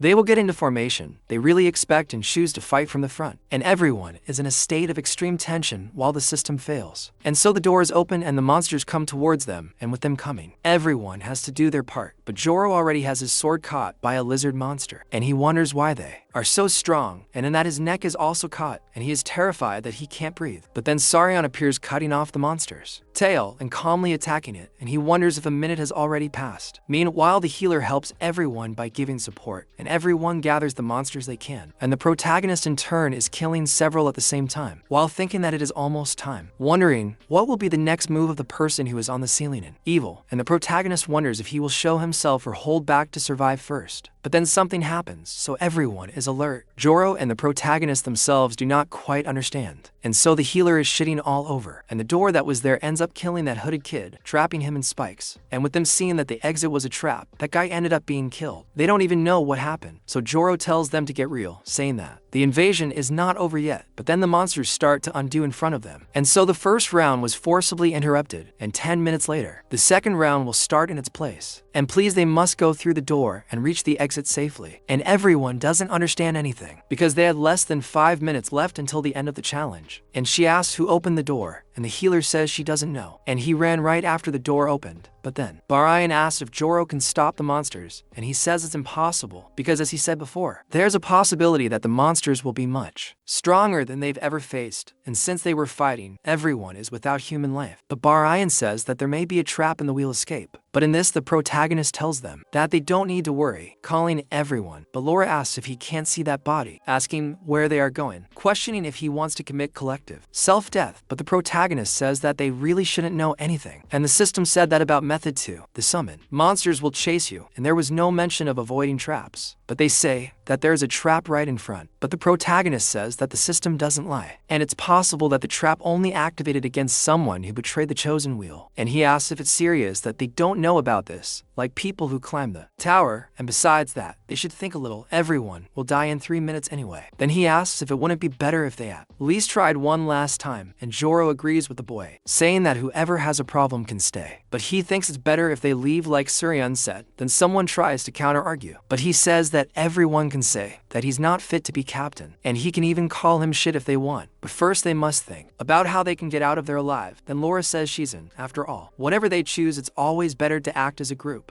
So he calls everyone to leave because they don't have much time remaining, and they say that as soon as the door is opened they will leave. But then they ask if Suryan is not coming with him, and he says he will stay behind, and they question what the boy is talking about and why he wants to stay, saying that he must have a screw loose, questioning why he stays there and fights those monsters alone. And the protagonist says that of course he will not stay there alone, and there is someone who needs to stay with him for everyone's sake, asking Kim and Yoon if she does not agree, and she finds this strange, and he asks her to go with him, so she says no, saying she wants to leave, asking why she has to stay. But then everyone leaves, leaving the girl with the protagonist, and Bajin asks what this is about and what she did wrong for him to do this, and he says he will explain later. But then the healer asks the captain to wait because she does not want to stay there, asking him to take her. But the protagonist talks to Joho, questioning if he has not forgotten of his promise, and he says yes, saying he hasn't forgotten yet, closing the door and leaving the two behind. And as she falls to the ground, she asks why Suryan is doing this to her, because if they stay there, they will both die, and she wants to live and is sure it's the same for him. But the protagonist talks about whether he wants to live, asking why she doesn't say that after lowering that dagger there, and questions if she thought he didn't know who she was affiliated with. And with that, he cuts the girl's clothes and says that she is from the Damp Guild, the worst assassination group in existence. And Damp is a murderous organization which serves as an incentive for all kinds of crime and will commit all kinds of atrocities in the future. And until then, the name of the Damp Guild is not yet publicly known, but in a few years, it becomes a threat to humanity comparable to the outbreaks. And they are also the ones who accelerated the end of the world. And if he wants to prevent the world from ending, he needs to end the evil at its root. And the protagonist says that she was planning to achieve conquest among the guild by wiping out that entire group. And the girl realizes that he knows, and he says that she made a very cunning plan, and Liamir may have been the least cooperative person, but at least he valued her life. And even during the fight, he saw how she kept trying to find a way to escape, and Mitsuki may have been quite greedy during the exploration, but his fighting skills are not good enough to wipe out the entire group. And about that mysterious guy, he entered hiding his identity, so he was clearly suspicious, and you used that to make him the first sacrifice. And on top of that, she leaked information about Zhao and Baryon so that it would be easier to suspect them when someone was taken. But that was exactly what made him realize what was going on. She starts to laugh, saying that she could already tell from the moment he defeated the Cyclops. But he is not an ordinary guy, realizing that he is really Kim Suryeon from the rumors, but says that it doesn't matter because in a few seconds he will die, and says that when she is dying, surrounded by those monsters, she will open the door and escape because she has the stealth skill and she is not a healer. In fact, her skills are specialized in assassination.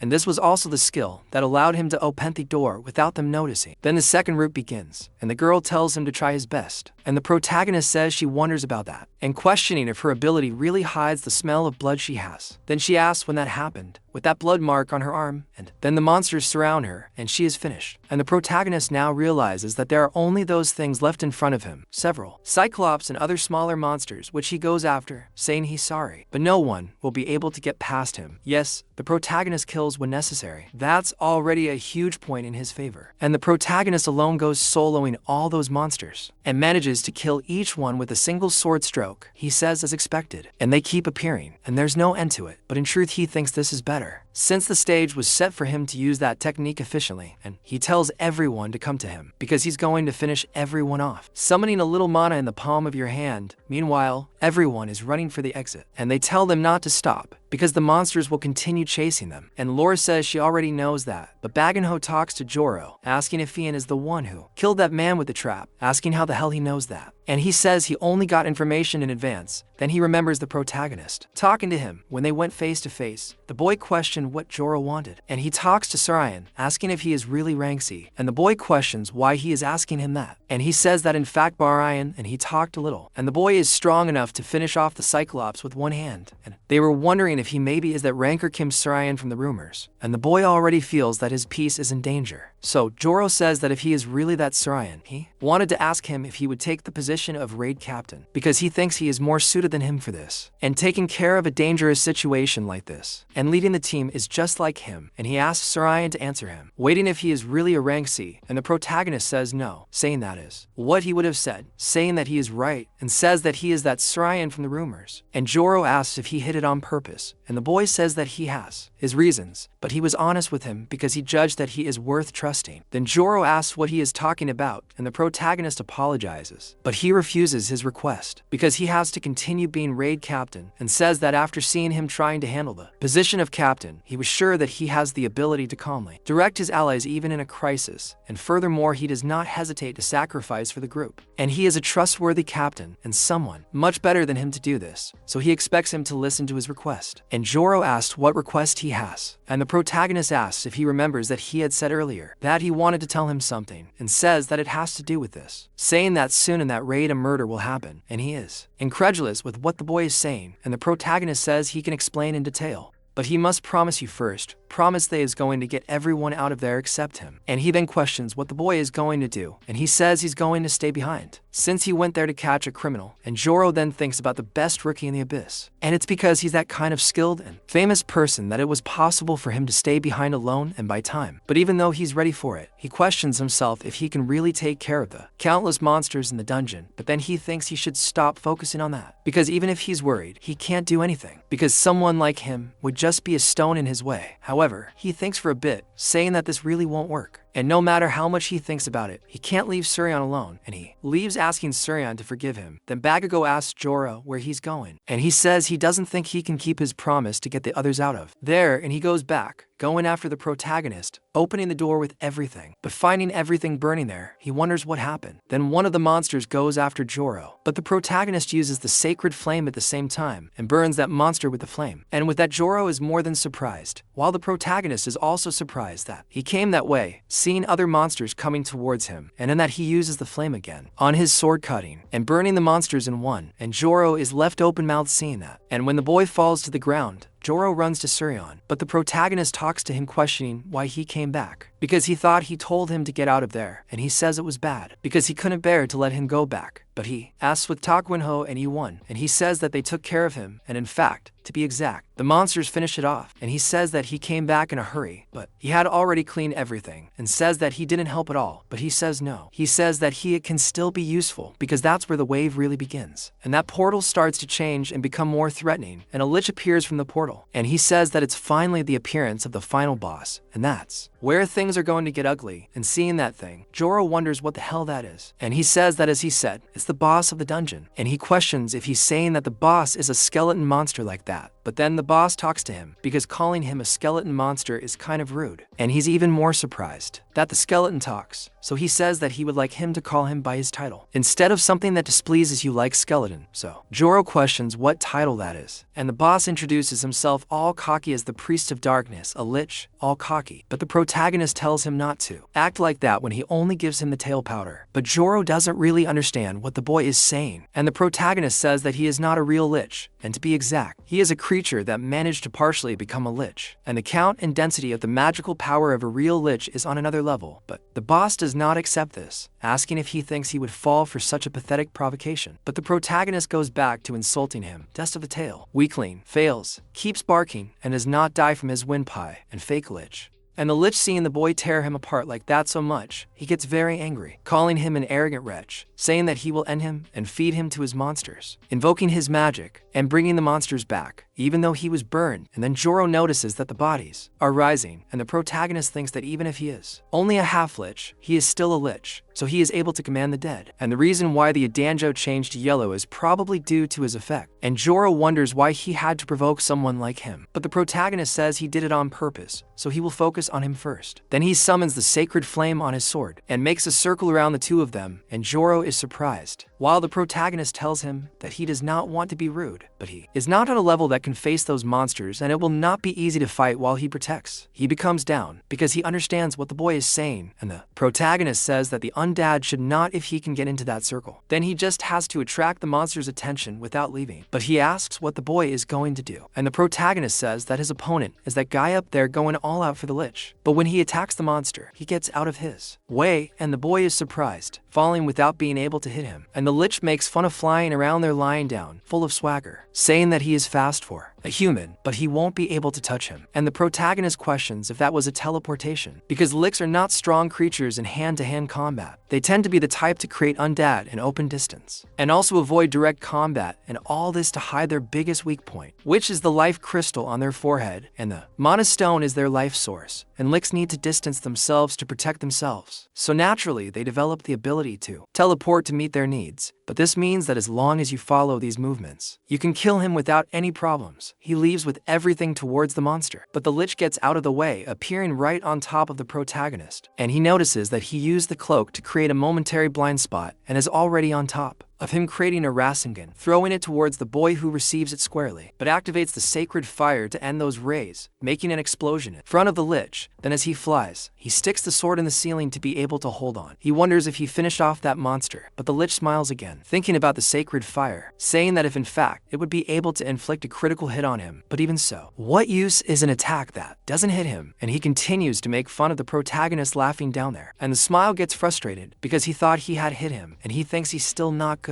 enough to hit a flying target. And the lich says it's funny that he's trying to think of a solution while he's swinging there, saying that thinking isn't a bad thing, but he suggests that he look at his sword first, because the sword is imbued with the lich's lightning, and he says that his death energy infects everything it touches and slowly ends his life. In about 5 minutes, he should lose his only weapon, but the protagonist in turn thinks that this won't happen because he'll end it before the 5 minutes are up, jumping on top of the lich once more. Meanwhile, Joho notices that there are all those monsters around, and notices that the only thing he was protecting isn't the sacred fire, but he thinks that he didn't go there just to be protected. And the protagonist continues fighting the lich there above, and this makes Joho sure that he would only get in his way if he left, and a B rank like him would die in an instant. But even so, he gathers courage and leaves the fire, thinking that standing still and doing nothing is not his style, going after the monsters and attacking the first one, managing to hit its back and causing considerable damage to that thing. While he attacks that lizard, the protagonist notices this and sees that he left the sacred fire. However, he realizes that Joho is doing something better. He is using fire to be able to fight, and now that he stopped to look, the amount of his magical power has increased since they entered the dungeon. He wonders how he managed to evolve during this, and says that in this case there's a change of plans, and so he goes down there to help Joho. Then the lich asks if he is running away, but the protagonist goes after the monsters, chopping several of them at the same time. Then he falls in front of Joho, asking the lich what is this talk about being running away, telling him not to be a bother to them, saying that they are just starting out. Then Joho talks to Saryan, who is playing because he went there, and the protagonist talks to Joho, apologizing to him for what he said before, saying that he has a level that can handle those monsters, and first he must help finish off those little ones. So he wants him to help finish off that unfortunate guy. Meanwhile, the lich keeps smiling, saying that they are really in deep trouble, asking if they think they can win in a 2-on-1, and the two stand in front of the lich. And Joho asks if he thinks that is possible, and the boy says yes. Then Joho says that personally he is not sure, but he will trust that he knows what he is talking about, telling the boy that he will try not to get in the way. And the lich gets more and more pissed off, saying that he will teach them the terror of death, launching all his monsters. Then Saryan calls Joho to go after him, killing several of them with a single attack, while Joho goes directly after the lich. Then he notices that this time they are coming straight at him, but says that he is much weaker and slower than the other boy. But the protagonist gathers sacred fire in his sword, throwing it towards Joho, himself and the lich, and he notices that it is a split attack, saying that they are even smart, but none of the attacks will hit him. But Joho doesn't think much, just summoning his power in his sword, and uses the storm sword with the wind rush towards the lich, and that wind rush catches the sacred fire, imbues it, and creates a spiral of fire towards the lich. And he realizes that the abilities were combined into one and ends up being hit. And in that, while Joho is about to fall, the protagonist goes to him, catches him with the sword, and throws him up again. So the lich that was just hit thinks that he will not fall in that exchange twice, and begins to launch his death ray ability in the direction of Joho, who parries with the sword. But the protagonist appears behind him while the lich is chanting advantage. And in this, they both are each on one side, resonate, and say that he ended up attacking the lich. But while he is attacking, his sword ends up falling apart, breaking due to the death curse, and the lich with that begins to smile all happily, saying that it is a shame, and it seems that he forgot that his sword was infected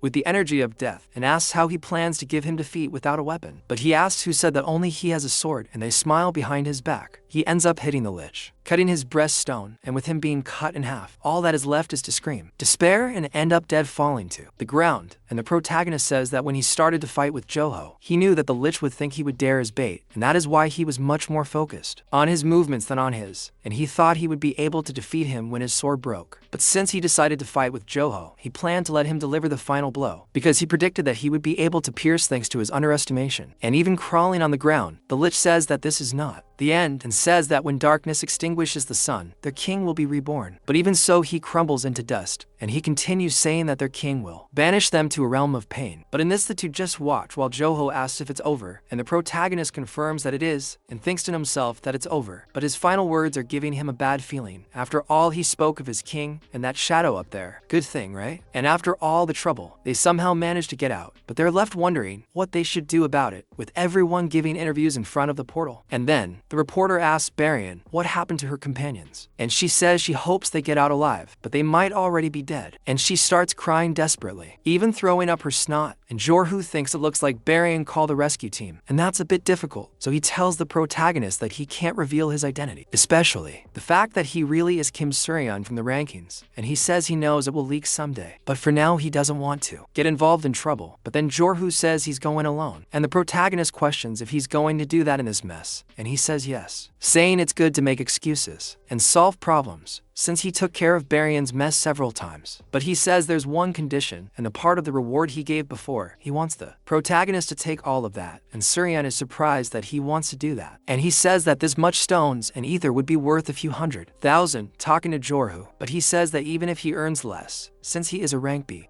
earns well, and he says that the boy can take it anyway, because he doesn't want it, and he doesn't deserve it. But then he asks why Jorhu thinks that way, and he says that they managed to defeat the lich because he had his help, and it is because he received help that cannot be compared to that. Besides that, he believes that if he really wanted to, he would have defeated the lich alone, and he knows that he gave it a chance and grew. And the protagonist begins to notice that what seems cannot fool him. So Jorhu asks him to take that. While he takes care of that, he should go out the back way, and he will call a taxi to pick him up, and says that he has an acquaintance who is a taxi driver, and calls Yeon Jorhu, leaving the protagonist ready to get out of there, and he really leaves. But Suryeon is surprised that there would be a taxi that would come so within the mountains like this, saying that Jorhu has more connections than he thought. And anyway, he managed to find the culprit as planned, but in the end he couldn't save everyone. He was only able to save the rest thanks to Jorhu's help, and it would be much more difficult to do it alone, and he thinks that it's still not enough, and he needs to get stronger. And in the past he thought he was strong, and he managed to survive alone when everyone had fallen, but that wasn't enough, and to change the future he needs to get much stronger, and so he will recruit people he can trust. Although at this moment taking care of himself is his highest priority, because his exhaustion is at 83, and he is very ill, and the driver says that even though he looks so young, he seems very fragile. And the protagonist looks at the horizon thinking about making some money for the hospital bills. Meanwhile, a guy in an apartment is checking his phone, until his secretary comes by calling him, and he asks what's wrong, and he says that there is someone who wants to sell ether stones. That guy is the head of the ether stone management department. Lee Kyun-jong then asks what he wants to sell those stones for, and when he gets the case information, he notices that it's a C rank, asking if they can't take care of someone like him alone. But then the secretary talks about it, saying that he brought more than 500 grams of ether stones, and he is very surprised by this. And the protagonist, while they talk, is waiting for a VIP room, and the boss arrives there all friendly, apologizing for making his dear client wait, saying it's a pleasure to meet them, introducing him to Lee Kyun-jong, saying that he is in charge of taking care of the Etherstone auction hunt, and he says that he heard that he brought a large quantity of these stones, and the protagonist shows him, and he sees each of those stones, noticing that they are indeed real, and stones of that size would only come from a yellow dungeon or higher, asking if he got them legally. The boy already finds his question strange, and questioning what Lee Kyun-jong means, he apologizes, saying that he didn't mean to offend, but they know he's a rank 100 awakened, so they're a little worried about how he got a reward from a yellow dungeon. And the protagonist says he wants to take advantage of this to trick him, and he says he was very lucky, and thanks to his luck, he managed to get them as part of the dungeon reward. Then he shows something to both of them that makes their eyes widen, and they get very scared, noticing that that is the high rank ether stone of the life attribute, and that is the onlit life stone, and many people don't know, but this is a type of ether stone. And since since you need to break it to be able to kill them, you only get it as part of the dungeon reward chest. But the chance of getting it is very low. Honestly, it was an unexpected and lucky achievement. And Su Ryan says that if they suspect him, he can go somewhere else. But then, Lee Kyung-jong tells them to wait, saying that they shouldn't rush, asking why the boy doesn't listen to him. Then, he notices that the stone is no longer there, and the protagonist says that it's only once that he'll wait for this, saying that he'll listen to the offer only one more time, and the two are scared to death. And that night, in his bank statement, he receives an absurd amount, 600 million for that amount.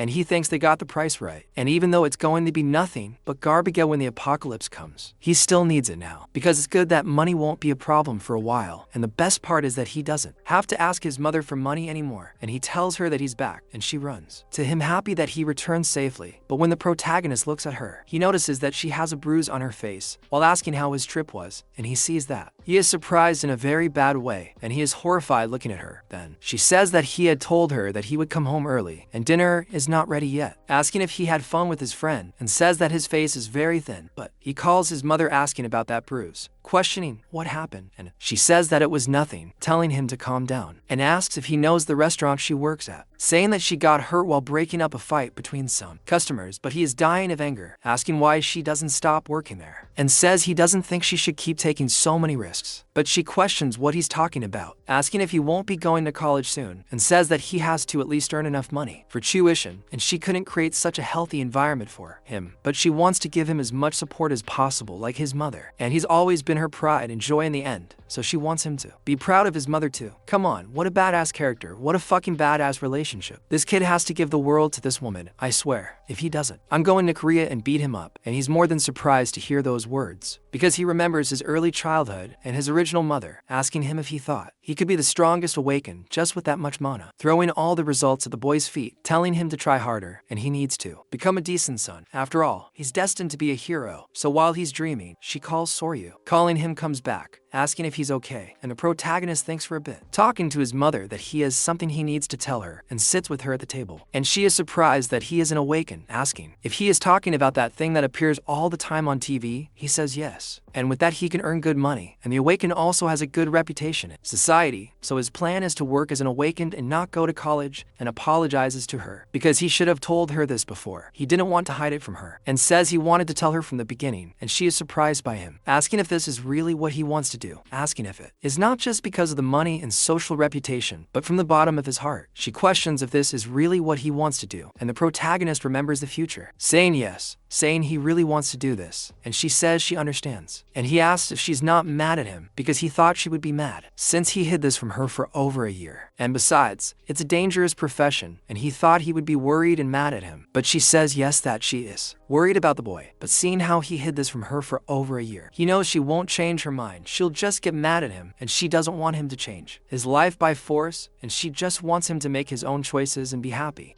But as always, if there is something bothering her or making her unhappy, she asks him to heal him right away, and the boy agrees, thanking his mother, and says that he made a little money as an awakened and believes it's enough for her to be able to quit the restaurant. So he starts pulling his cell phone out of his pocket, showing it to his mother, and she asks how much money he made, and as soon as she looks at her son's bank account, she widens her eyes, noticing that he made 600 million won, and asks how they got so rich in such a short time, wondering if awakened people normally make that much money. And he asks his mother if she's not exaggerating too much, and he thought she would be worried about him, and she says that of course she's worried, but who doesn't like money in that world, and says she'll prepare better food for dinner, asking Sarayan to wait a bit, asking if there's anything special he wants to eat. And in that warm situation of that home, he thinks that it's only been like this for a long time, this cozy atmosphere that he had never experienced before. And sometimes this coziness becomes so comfortable that he almost thought about giving up everything and just enjoying this peaceful life. But he is not the real Kim Sarayan who should be there. This comfort belongs to the real Kim Sarayan, not him. But that does not make him sad at all, since he was given another chance to protect the peace in this world. So he talks to Kim Sarayan, saying that if by chance he returns to that body, he wants him to be able to face people confidently, and does not want him to lose such a loving mother. And he says that he will make the real Kim Sarayan a hero. And a while later he goes to his room, saying that he needs to become much stronger than he is now, and he will not achieve anything if that Marilito gave him so much trouble. And he thinks he needs to climb the tower again, and to do that, he needs a weapon. And not just a broken weapon that he took from the authorities, but a legitimate weapon, which means he will have to go to another place, and arriving at Ferreira's house. He says he makes it's been a while since he heard that voice, and Ferreira is preparing several weapons. After finishing one of them, the protagonist comes face to face with the master weapon hunter, who still made a mistake entering the place. He then keeps calling Ferreira, who ignores the boy, but after being called so many times, he leaves very angry, asking who the hell is bothering him. If no one answers, he has to assume there's no one to leave. However, the protagonist says it's a pleasure to meet him, but he doesn't understand anything and asks who the hell that boy is, while the protagonist just smiles happily at Ferreira. Then he talks about the sacred sword Balmain, and its name comes from the sword used by the hero Siegfried. Its name means a sacred sword that kills dragons, and this was the weapon that he, Kim Sung-in, used in his past, and the supreme sword, created using countless precious materials, along with the efforts of several awakened ones. And the one who forged Balmain was the master weapon forger, the old man, who still made a mistake, and in the past he went to review, who still made a mistake. But arriving there, he only found the old man alone inside the forge, and seeing that the boy arrived, he was not very excited. And the protagonist questions him about the item he asked for, and he says that he has already finished giving him an impressive sword.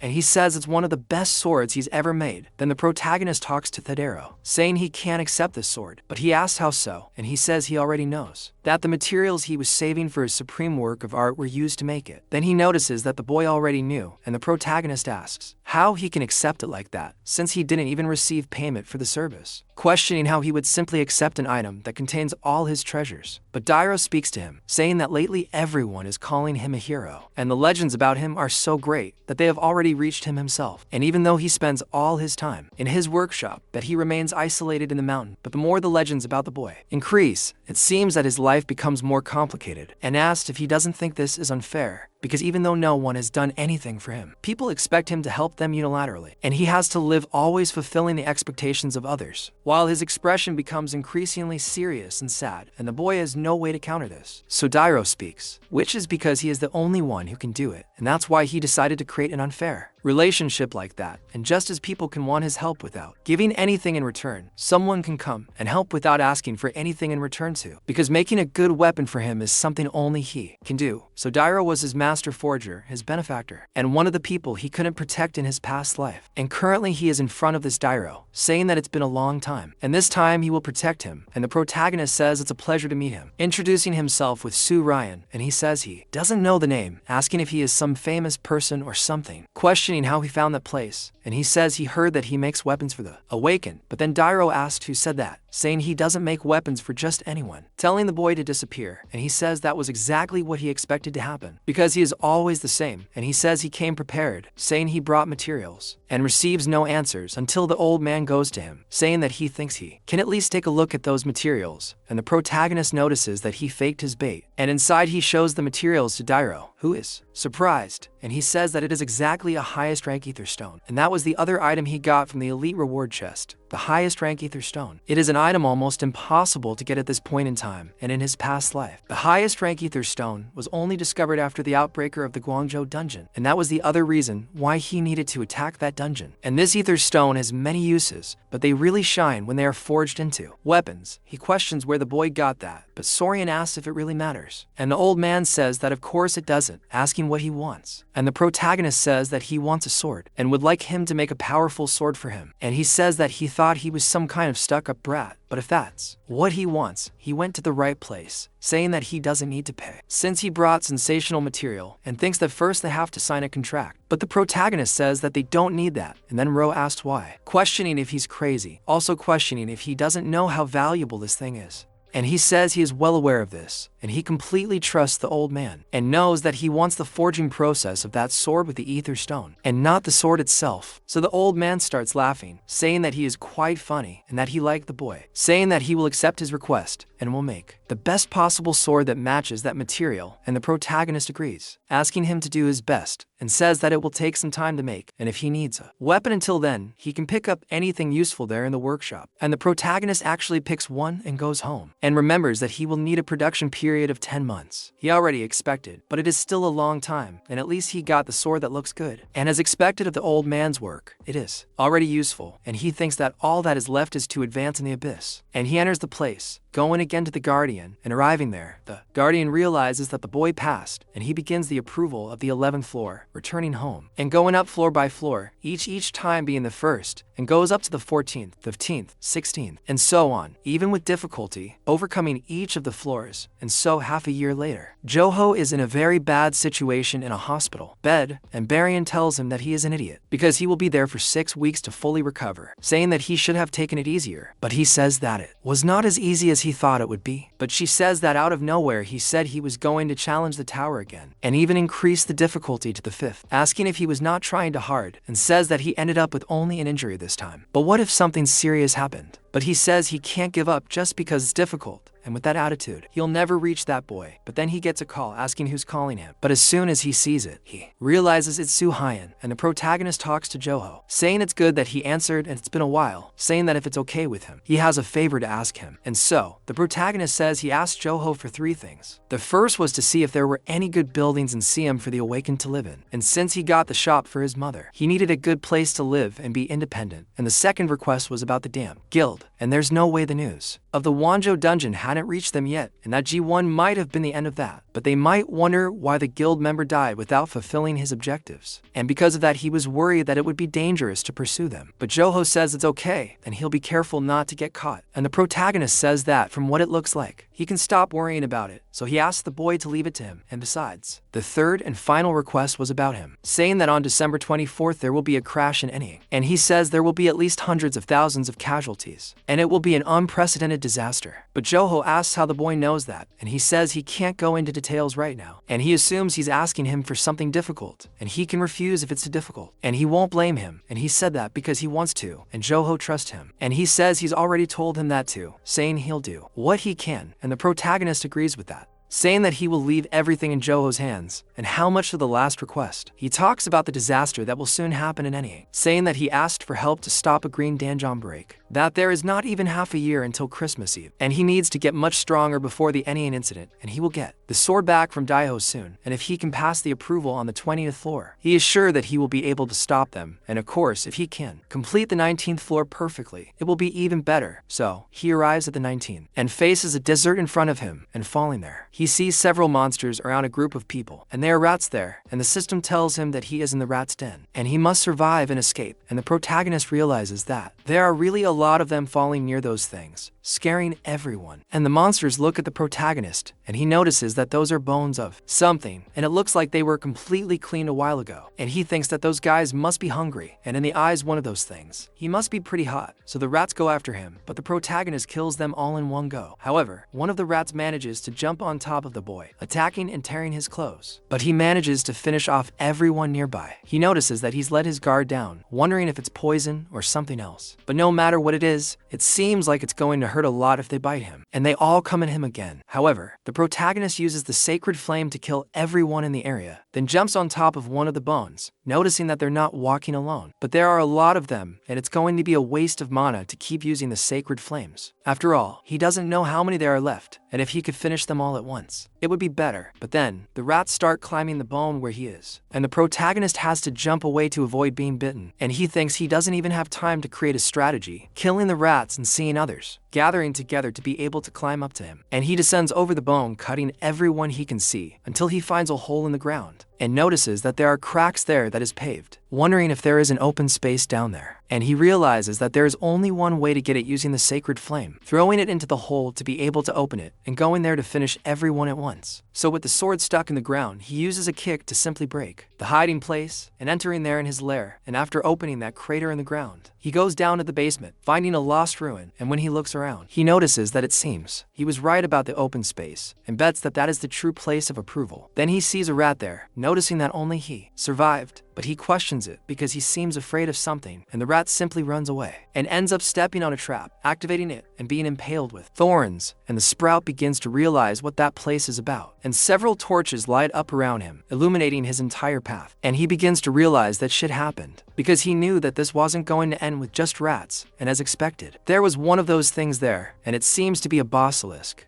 And face to face with that monster protagonist, he only manages to escape the tail it gives him. But even escaping that attack, he goes after it again, trying to pierce the monster with his sword. But he can't. The sword hits and bounces back. And he realizes that even Darrow's sword isn't effective, and that thing has insane physical resistance. But he wonders what happens to magic using the sacred flame in that thing's mouth, and the snake swallows its flames, but doesn't seem to be affected in. Anyway, looking at him, calm, trapped, he swallowed, and he notices that it didn't take damage, and says that it's not as much as the physical resistance, but the magical resistance is also quite a lot, and it will be difficult to win using the sacred flame. And the monster comes back at him attacking again, but the protagonist manages to escape to the side, but the monster uses its tail to attack him. However, he uses the jumping up, but the monster doesn't stop there, coming to be able to bite him. And as soon as the protagonist is in a place where he no longer has fixation, he can only use the sword to stop the monster's mouth, not letting it close so it can bite him. And he notices that he goes faster than he expected, but he is thrown against the wall, trapped against the monster, and after receiving that beating, he falls to the ground and starts to think, noticing that that thing is very agile for its size and seems to have no weaknesses. And he notices that he would be taking a somewhat disguised beating for that guy, but he is no match for him. Look, protagonist, you are getting beaten up enough for you not to even have one of those, see? Then the monster tries to bite him again, but the protagonist moves out of the way. While still in the air, he thinks he only has half his mana left. Before he can use it all, he stops his movements and attacks the top of its head. But as he attacks, he rolls back. When he looks back, he sees a vine there and hangs on that thing, using the ceiling to walk and run in the other direction. He thinks that no matter how high the magic resistance is, it will still hurt if he attacks that part, hitting the side of its head, almost near the eye. Then the monster starts to struggle until it throws its tail towards the protagonist, almost hitting him. He needs to make a bridge to escape the attack. Then he imbues the sword with magical flame again, attacking the lower part, the softest part of it. The snake starts to struggle because of the attack, throwing the protagonist away. Increasingly irritated, it goes all out for the boy. He just smiles, and the snake realizes that he has done something bad, because he is all tied up and trapped, with only his face close to him. And he talks about the physical, magical resistance, and even the regeneration that thing has. And he is actually the first monster that has fought with those 3 high attributes, and even having all of that, he doesn't win against him, and he is stronger than that monster. Taking the flame and throwing it up right into the snake's mouth, finally finishing it off. And after the battle, he has an evolution in his sacred flame, summoning it in his hand and throwing it up. And from there comes the bird of the sacred flame that returns to the protagonist, descending in the middle of all that fire, and he performs the phoenix evolution of the sacred flame. And this skill can be obtained on the 18th floor when the sacred flame skill evolves, and that is not really a skill. This is more like summoning, and you can control and give orders to the Phoenix. And he says the only downside is that it uses a lot of mana, but it's worth using all that mana for that skill. And he says this because that guy's destructive power is 10 times greater than the sacred flame. And the snake I thought he had already killed is still there waiting, so he throws that Phoenix towards the snake, and it passes through the snake's chest, killing it in one go, and he finishes the 19th floor masterfully and feels more at ease that it's finally over, because the difficulty in the Tower of Trials increases exponentially every 10 floors. And that means there's a big chance he'll get into big trouble on the 20th floor, like what happened on the 10th. And he's already done everything he could in half a year, and now he only has one thing left to do: go back to Darrow in search of the sword he asked the blacksmith to make. And that's when everyone starts talking about the rank, and it seems he got it again. The protagonist got the rank 1 on the 19th floor, and they question how someone can complete the 19th floor with that score, and that means he's been at the top of the 9th floor rankings for half a year, and they wonder who the boy is. And he also ignores all calls from the Awakened Association, and they'll see him say that he also doesn't respond to any recruitment offers from famous guilds, and no one knows who he is, and he's a mysterious guy. But Jorah knows the information, and the protagonist goes to meet him, all excited about the boy's arrival. And he says that he's fine, he just arrived, and the most important thing is about the subject. And he asks if the boy liked the car he got for him, and the protagonist starts to say that he thinks it's a bit too extravagant, and Jorah questions him about it, telling him to do him a favor, because it's the least someone like him can do is drive one of those cars. And he says that when he asked him how he got around, he said he only went by subway and bus. And he says that he has no idea how shocked Jorah was, and says that awakened people have to walk around a lot. That sports car has 8 cylinders next to a natural absorption engine and several other things. But the protagonist tells them to stop that and talk inside right away, and when they get there, he asks how the boy has been, questioning if his preparations for the 20th floor are going well, and the protagonist says yes, saying that he has been quite late because he is waiting for something, but luckily they told him to pick it up today. And he thanks him for looking for a new house for them, as well as the store for his mother. But Jorah is happy to help help him, asking where he said they live, and he says it is in Anson. And he thinks about it for a bit, since it is not very far from any, and the protagonist gets a little embarrassed. And Joro says that somehow he managed to schedule a meeting with the director of the certification agency next month, and if he tells them what will happen, he might be able to get help. And the protagonist thinks that next month means 2 months until the outbreak. And it's not exactly the ideal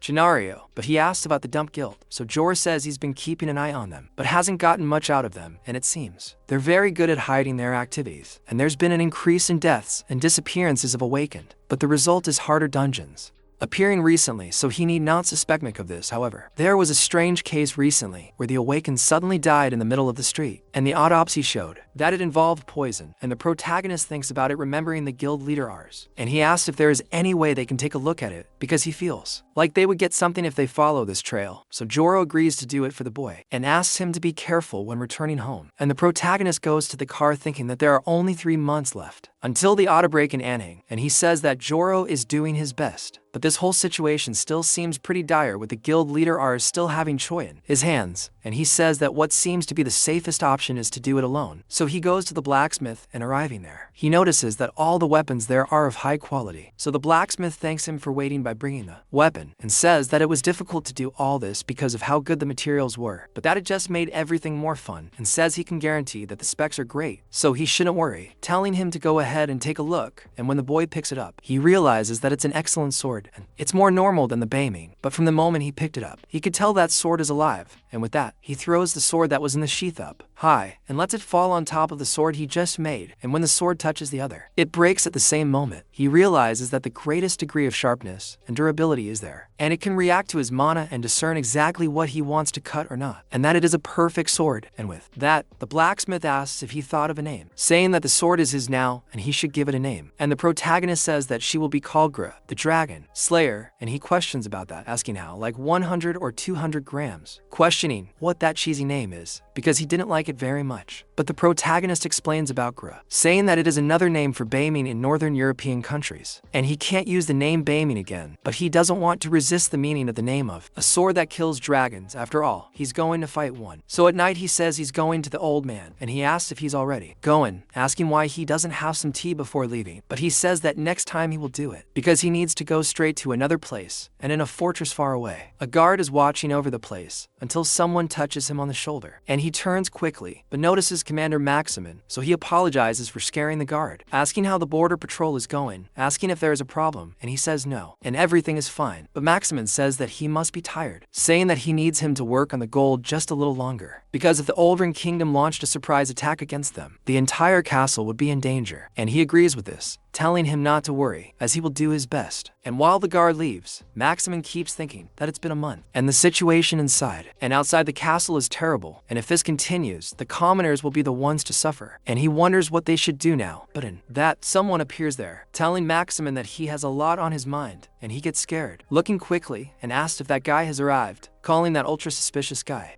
of retainer, and he asks what he brings of these parts, questioning if he wasn't helping his highness. And the retainer says he came to see how the guards were doing, and he asks what the current situation is. And Maximin says they are doing everything to protect the castle, but they are not in a favorable situation. After all, Uldren's military force is much greater than his, so while he speaks, the retainer tells him to wait, asking if he wants to abandon the castle, as he raised that hypothesis, questioning if he heard wrong. And Maximin says he is saying there is a possibility, and if this confrontation lasts too long, it will be difficult to continue with the armed forces. So, if that is the case, he will do it, but the retainer says he cannot, and they will all die there together before even considering abandoning that castle. And Maximin finds this strange, wondering how he can say that, since it is not as if he will join the battle, and he asks what the retainer thinks a soldier's life is. And not long after the declaration of war came from Uldren, that man who was apparently His Highness's first-class retainer came to them as commander-in-chief, and he asked for absolute obedience to his superiors, and that is the duty of a soldier. It is the rule of war, but that man considers the life of a soldier as inferior to an ant. And Maximin asks how could His Highness appoint someone like that to be commander-in-chief. Then the retainer says that in any case, he should not have unnecessary thoughts and hold out for a month, just one more month, asking if he is not more than capable of this, calling him the hero of the ancient kingdom, Captain Maximin. And he thinks about holding out for a month and talks to the retainer, manner, saying that nothing will change even if they hold out. But then, the whole castle begins to shake, and he questions what is happening, and that is when the soldier arrives, calling Maximin because they have a problem, and there was an unexpected external attack just now at the castle gates, and the protagonist arrives there, tearing everything apart. And a few hours before, in front of the entrance to the 20th floor, the protagonist arrives near the gate and finds another Bible lying around there. And he asks what they have there, since he is the doorman on the 20th floor, and he says that the boy has a rare vision these days, and asked if he came to him for advice, and he says yes, asking if that guardian could help him, and he says he doesn't know, and maybe, after hearing a single offer from him, if he likes it, he will do it. And the protagonist says he imagined that, since the doormen get more cunning with each floor they pass, then the boy says he will hand over 100,000, and the doorman doesn't quite understand, being surprised, and the boy says he will give him 100,000 points, asking if that is enough. But the doorman starts laughing, saying that he will pay him an amount that most people would take 10 years to save in one, saying that he is really different, asking where he is going, and he says that he is thinking about challenging the floor at level 10, asking if there is anything he should be careful about, and he tells the boy not to worry, because he will not die there, and other people would die before that happens, although he should not kill anyone if he can avoid it. And the boy does not understand very well, and the doorman says that, in addition, he must be aware of what his objective is at all times. He questions if that is everything, and the doorman says yes, but he says that he gave him 100,000 points. However, the doorman says that that's all, telling him to come in soon, and as soon as he passes, he notices that he is like that again, and he always speaks in riddles, and even knowing that his advice always helps in the end, he questions what he meant by his objective. But as soon as he walks in that white space, he falls into a black hole and goes into a forest, grabbing a tree, and managing to fall to safety, realizing that he is on the side of a kingdom, and the system tells him that the level 10 trial has begun, and the kingdom of Grendelin is an iron fortress protected by thousands of soldiers, and then they say that within his 1 month limit, he must bring down the castle. But please keep in mind that he is not their enemy. He may be able to gain an ally during the suffering of the trial. He must discover the secret inside the castle and survive. And the protagonist notices that the explanation is talking too much that day, but because it is so detailed, he was able to understand a lot about the situation, and the system said that he needs to bring down the castle and discover the secret. And this means that it is not as simple in the case of defeating himself head-on. And the same goes for what the system said about him not being their enemy, and the gatekeeper said something similar about not killing anyone if he can avoid it, and he thinks that means he should avoid unnecessary battles. But he questions how he brought down a castle without fighting, until during the night, he continues thinking about it, and notices that there is a thick wall in front of him worthy of the name of Iron Fortress, and the guards and mercenaries on guard are also quite skilled. And there are even some people who can use magic, and they must be at least rank C in terms of awakened, and they are abundant in numbers and have a great geographical advantage, and he has to bring down the castle, but he must not kill anyone, and he also has to discover the secret, and he has a month that is plenty of time given for approval, but he does not have that kind of luxury. After thinking a little, he says he decided to go to the gate, scaring the guards that were there, and he tells his guard that he does not need to think too much, and he will just do what he always did, a face-to-face confrontation, and tells them that he is a passing traveler. Apologizing, he asks if he can spend a night in the castle, but the guards ask if he is crazy, and ask which kingdom he is with, questioning if he can't say that they are prepared for battle, and the protagonist thinks that in the 2 months he has until the outbreak in Anson, he needs to finish the approval as quickly as possible and go make the preparations. So the protagonist says he understands, taking his sword and apologizing to them, because he will have to enter by force, and he jumps over them, standing on top of the gate, and cutting everything with his sword, taking it down, and everyone is scared to death with all that destruction, and the protagonist stands in front of it, entering their fortress without killing anyone, I think, by force. My friends, I'm liking this protagonist more and more. If you're enjoying it too, don't forget to leave that like, because I want to keep posting this from here, and I'll definitely see you in the next video. Bye.